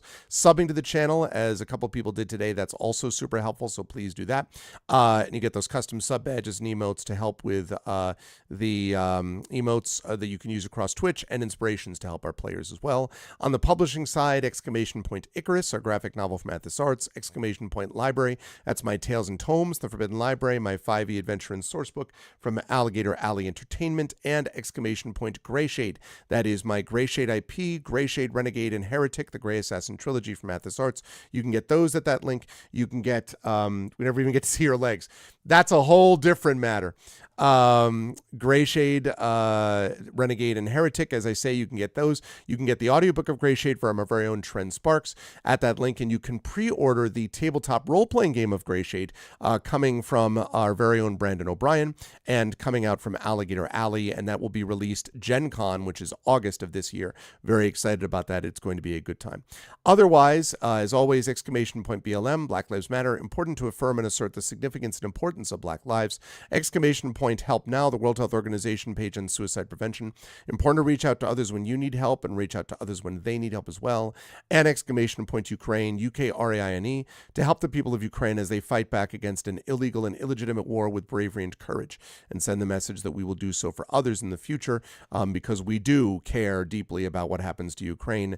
At least we, the people, do, and I hope that that is recognized by the Ukrainian people, who we really want to help to the extent that we can. Otherwise, I want to thank everyone for being here today. Thank you to my wonderful mods, Dragon Spear, Triffity Mats. Thank you, Best in the Business. Thank you to my wonderful Patreon supporters and subscribers, Dragon, Triffid, Effect Life, Imaginary Exponent. Thanks to my viewers. Thank you to Betrader. Thank you to Blind Enamel. Thank you to Blue Phoenix RPGs. Thank you to Darksteel, to Jagtris. Thank you to Kitten Zerg. Thank you to Mr. Jonas, Nonstop, who of course is a sub. Thank you to Saturnius, to T-Bank, and to Zinnik. Thank you, everyone. And I will see you folks at the top of the hour over on GOG.com's Twitch channel for Pen and Pixels and more Neverwinter Nights 2, Doom of Icewind Dale. And then tonight back here, 9 p.m. Eastern, for the Our Vocalists playing some more Growing Up. That's going to do it for now. Special thanks today again to TariToons for her amazing work as Genevieve. And I'll see you folks in a little bit over on GOG.com's Twitch channel. Until then, everyone please be good to each other and have a good day.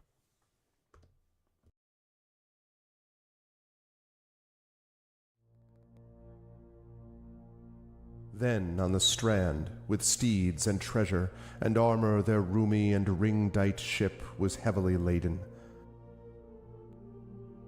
High its mast rose over Hrothgar's hoarded gems.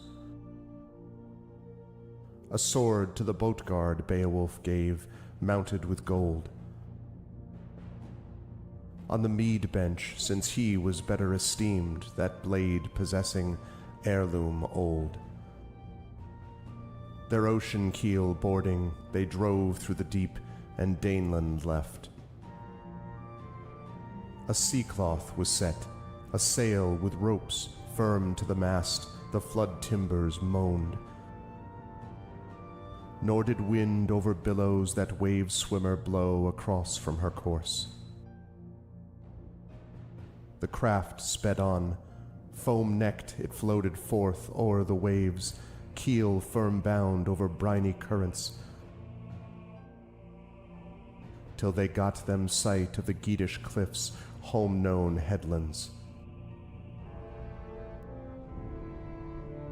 High the boat, stirred by winds, on the strand updrove. Helpful at haven the harbor guard stood, who long already for loved companions by the water had waited and watched afar.